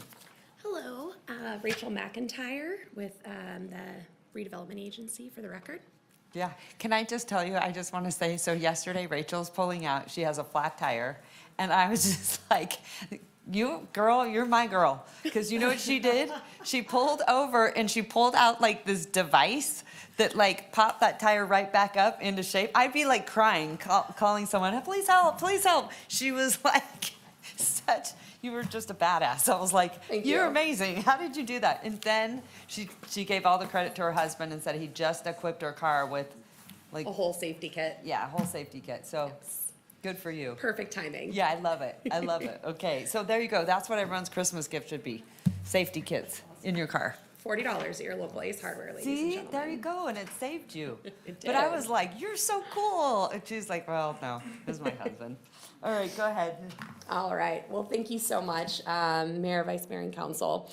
We're here today to discuss the procurement of mobile vehicle barriers for street closures to help support public events in public spaces. Reno is a hub for arts and culture, as many of us know. Our events are increasing. We're up over 36% year over year in new special events taking place. And with the focus that we have on activating our downtown core with more events, specifically on Virginia Street, 4th Street, in our Midtown district, we are running into the need to upgrade our equipment. We currently have just over 270 events that we've permitted to date. Our road closure permits are also up over 40% year over year. We're seeing a rise of new events in locations where we don't currently have public safety equipment, like bollards, for example. And we've identified some challenges that we have with road closure equipment and public safety meeting national standards. So we are proposing to purchase what are called mobile vehicle barriers. There are a number of key benefits that this particular product will deliver for us. First and foremost is faster deployment. So each of these, they're called trailer kits. Each of these trailer kits can be deployed by one streets team member in less than 30 minutes. So it's a pretty remarkable difference compared to what we're staffing now. The faster deployment will reduce operational costs. We've heard from event promoters time and time again about the barrier to entry with events. Hey, good job. That's what I wanted to hear. So this equipment, not only will it increase public safety and significantly impact the working experience of our streets team, who does a phenomenal job handling all of these closures, but it should make our promoters happy as well, as these barriers will decrease the cost for closing down a street. As a result of a decreased barrier to entry for street closures for events, we expect to see an increase in event accessibility, increasing the number of events that we're able to produce in our public streets and spaces. Last but certainly not least, and arguably should have been my first bullet point, is public safety compliance. This equipment, unlike a lot of the equipment that we currently own to facilitate road closures, this equipment meets national safety standards for vehicle intrusion mitigation, enhancing safety for attendees and staff at our events. Our activation efforts, as we shared, are a top priority as we look at revitalizing our downtown core. These improvements directly support Council's broader strategy for activating downtown, removing cost barriers to hosting events, and aligning with the city's public infrastructure with best practices nationwide. So we move to approve the RDA in procuring the equipment for Meridian Barricade. So much. I love this. How'd you find this? How'd you find them? So this was a team effort. So in spring of 2025, Meridian actually came out. They came to the city of Sparks and did a demo with RPD and RFD from Carson, Sparks, our rural areas, and the city of Reno. And we've known that we needed to purchase this type of equipment because there's actually road closures that we can't facilitate. For example, 4th Street in front of J Resort, 4th Street in the Brewery District, we can't currently approve for road closure events there. Yeah. We don't have the equipment required. Okay. And it just so happened that this demo was coming to Sparks, RPD and RFD attended, and this was a whole team effort Good, in cool. really pulling this off. How many do we get? Yeah, so we'll be purchasing 3 full trailer kits. Okay. Plus additional barriers that will not come on a trailer. M&O, we worked with Travis, Tim, and their team. They have a spare trailer that we're gonna be able to purchase. So what that allowed us to do is actually increase the number of barriers that we're able to purchase, so we save money on the Okay, trailer Travis, are you good kits. with that? So, but Because I how have a many are in feeling a we're just like, trailer? okay. That And doesn't, Travis, will hold on a second. how many are in a trailer? Yeah, each trailer kit, so the 3 trailer kits come equipped with 8 barriers. And then we purchased, don't quote me on this, I'll have to look back at the quote. A quote should be in your packet as well. But we purchased an additional 12 barriers. Okay, awesome. Any questions, Councilwoman? Well, I'll just say, so you have 24 plus 12? Is Yes. that what you're saying? Okay. And with that is enough to close off 4th Street? It is, yeah. We used 4th Street as the test case because that's the street that we currently don't have equipment that we can approve road closures But I mean, for. you also have to close off the side streets coming into the 4th Street? Okay. And like, would like 3 or 4 of these close off the street on either end, and then you need like, So it depends on which section of 4th we're closing. For example, Offbeat Music Festival is happening in the Brewery District. They're gonna be closing 4th Street from Evans to Valley. So these barricades will work to close at Evans, at Valley, and then alongside either side of the train tracks. gotcha. All right, sounds very good. I'm happy to make a motion. Second. Sure. Any questions from council? No? Okay, all right. Motion to approve the redevelopment agency board to purchase this equipment from Meridian Rapid Defense Group for these barriers. Okay, I have a motion, I have a second. All those in favor, say aye. Aye. All those opposed? Motion carries unanimously. All right, good job. Oh, one question, Rachel, how long will it take to get? You're like, Yes. 3 years? No, I'm just kidding. No, well, what's Just kidding. the fun part that I left off of this is we were talking public safety, but the really fun part is we get to brand them. So they're beautiful. They'll be branded with the City of Reno's Oh, logo. cool. Yeah. And so we're gonna do the branding. It'll take about 60 days. Okay. From the date we say Yeah, we're I- ready. I just So wanted to I'll make leave sure here it's and- not like years. No, about Okay. 60 days on procurement right now. Might be a little bit longer with the branding, but Yeah. should be in place by this fall and definitely before next event season. Okay, awesome. Thank you. you. Okay, Madam Clerk, what are we? We're on item C1. C1 for redevelopment agency board comments. Okay, any board comments? There are none. We don't, no action. And any public comment on item D We do not have any public and comment item registered. E? Well, Get let it. me make a comment on, I think it was on All C. right. I just wanted to bring up that Sternberg issue again, and if there is an opportunity to look at redevelopment funds Okay. to be used for those, that I wanted to encourage our staff to do that. Perfect. Thank you. Okay. Move to adjourn. Thank you. I have a motion. Second. I have a second. All Okay. those in favor say aye. Aye. All those opposed? Motion carries. Okay, good job. All right, we're, now where are we at, Madam We're on Clerk? item H1 on our regular city council agenda. Heading back to item H1. Any comments from council? The only thing, and I'll put it in an email to you, Jackie, just about certain crosswalks. So I'll send you an email on that. And then, Sure. go, are you, I'm ready. no, whenever. oh, okay. And go ahead and give me a motion, Councilwoman Dewar. No, I was, not a motion. Oh, okay. Isn't this our comments? Yeah, Yeah, so I just want to make 2 comments. One, I had the pleasure working with our Reno Fire Department recently on deploying goats to Yeah. chomp the vegetation. This Love one the was goats. on Evans Creek. It was the Evans Creek Estates Homeowners Association that initiated the effort back in, they called me back in March, and I hooked them up with our fire department. They were able to get a grant to do the goats. We had the launch. It was incredibly successful, a good turnout from the media. Everybody loves goats, right? What I didn't realize, a few things I didn't realize. 250 goats, it's not like 10. 6 herding dogs, 2 guardian dogs that come from Turkey. So I asked, like, my Great Pyrenees, that's a guardian dog. These are even more specialized. And then this couple from Smith Valley that go around, and their big ask was they love doing it. They're going to be here for 45 days chomping the stuff up there. I will recall the council, some of you weren't here, I was very concerned. We got reports when we were spraying washes through our maintenance and operation group that some of the spray was drifting onto our residences, and they were unprepared to get like a face full of chemicals. And so we instituted a number of changes. One, and I'm not sure if all these changes are still in place, but they began publishing when we would spray chemicals. Number two, they bought backpack units, so instead of broadly spraying chemicals, it was more targeted.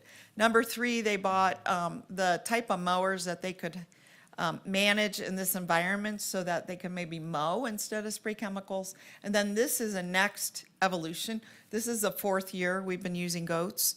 And the goat herders have offered to do more. I talked to Chief Cochran, and it's just all about the money, right? How much money we have. But I hope that we'll do a close assessment of what it's costing us to go spray all those washes, buy chemicals, have staff overtime, et cetera. And is this more cost effective? And can we use this more broadly? The second issue is I said I would bring up the reclaimed water. I think at some point we should bring back to council a decision or discussion and/or later a decision on preserving some of the treated effluent to be used for reclaimed water use in the North Valleys. If there's going to be developments out there or common areas, or as the gentleman, Bob Listener, brought up, whole development that he's trying to deal with, maybe 90% of the water could go to become new fresh water, and 10% or 20% could be reserved for reclaimed water use on landscape areas, parks, et cetera. So just asking for a future policy discussion on that before too many developers are told no, right? Because we have to balance all of our goals with trees, playgrounds, agri-hoods, as well as good water. So I'd like to have that discussion at some point. Okay. Thank you. Thank you so much. All right. With that being said, I think we have our final motion.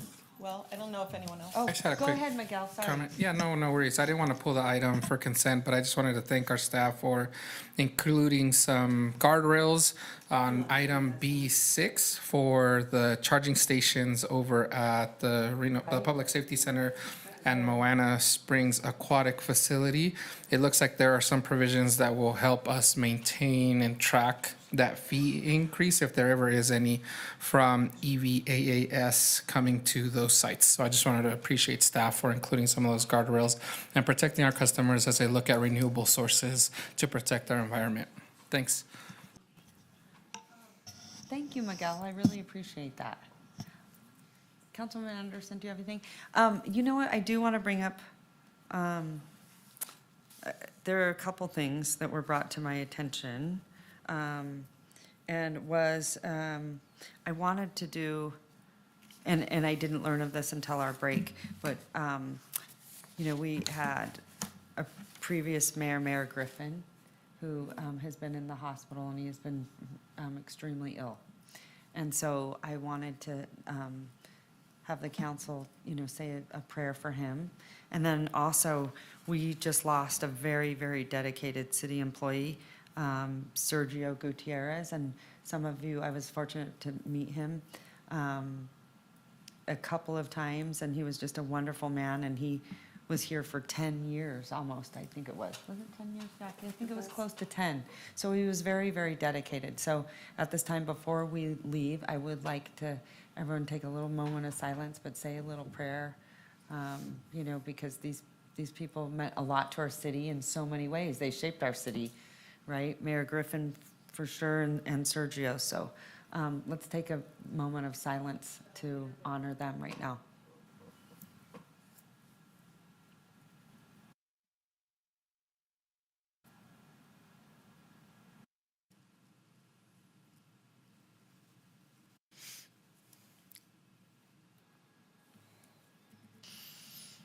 All right. Thanks, everyone. I appreciate you. And it's been a tough week for our entire city and all of you guys. I know you have constituents that you're also working with every single day. So I want to say thank you to each and every one of you. And Chief Nance, she's over here. You can't see her on the camera, but thank you for being so kind and caring. The first phone call when you called me and Jackie called me, just your level of compassion, both of you, was really, really remarkable. And it's the kind of compassion that you want to see out of the people that lead your city. So I'm grateful to Chief Nance and to City Manager Bryant, because it also, not that I, go girls, but I will tell you, and it's not, I'm not saying anything bad about the males that were in these roles before, but I will tell you, it's different, it's calming, it's incredibly compassionate, empathetic, and I just want to say, I noticed that right off the bat, and I really, really appreciate you in a time whenever nerves and emotions are completely spent and really hard and challenging to deal with. But I was so grateful. So thank you for your support and how you've navigated this really tough situation. So thanks. All right, everyone, we will see you back here. Oh, Madam Mayor, so just for closing public comment, we do not have anybody registered, Thank have you. not received any correspondence. Thank you, And we're on thank you. item K, motion to adjourn. Well, before we do, one more thing, Madam Mayor, under Yes. H. I just wanted to point out that at 3 o'clock today, which is in like 40 minutes, the Truckee River Flood Authority is having a public workshop with the public about what kind of recreation they should entertain in the Mill and Oh, McCarran project. yeah, I'm glad you're bringing this up. Yeah, so the two big proposals are make it all trails, okay, just a really natural area. The second proposal is trails plus playing fields. It could be soccer, lacrosse, whatever. And there really is quite a split amongst the public. Some really want to see it completely restored and be more like an oxbow type park, and others really want to integrate the two. The plan initially, going back 15 years, has been to integrate the two, but, sentiments could be changing. So I have encouraged everyone I know to attend that meeting. It's all virtual. It's an all Zoom meeting. Anybody can attend. It's at 3 o'clock. If you go on the flood website, I've put it on my Facebook, so as Mr. Reese several times, so that you can just join the Zoom if you want to. I will probably just listen in because I want to hear the debate myself personally. But it's also going to be recorded. I asked them to make sure it was recorded and posted in a public place so we could look at it later, if anyone wanted to. So that's happening, and this will very well determine the future of that site. And how do you access that? I'm Yeah. sorry, you might have told me, but I didn't. Well, you're not on Facebook, but I could send you the, Definitely not. Save my mental health. Get Yeah. off Facebook. Fake book. but I call anyway, it is good for some things, like putting this out. Maybe. Not my mental health. Yeah, but anyway, on the flood project, right on their website, they, under working group, Okay. they have the meeting link and maps, and actually a whole presentation that people could preview before the meeting, which I thought was proactive, so people could see what was being said and prepare their comments. And I can send you a link if you're interested. Okay. If anyone's interested. Yeah, that would be great. And, Okay. you could post it on your Facebook page. I did already 3 Okay. times, but I can do it All again. right. Thank you so much. Okay. All right. Anything else, Madam Clerk? Just a motion to adjourn. Thank you so much. Okay, Councilman Martinez? Yeah, I'll motion to adjourn. All right. And I have a second from Councilwoman Anderson, who's quiet over there, too. Sorry, I'm So they get to close out the meeting. Thank you so much. All those in favor say aye. Aye. All those opposed? Motion carries. Good job. Thanks, everyone. Okay.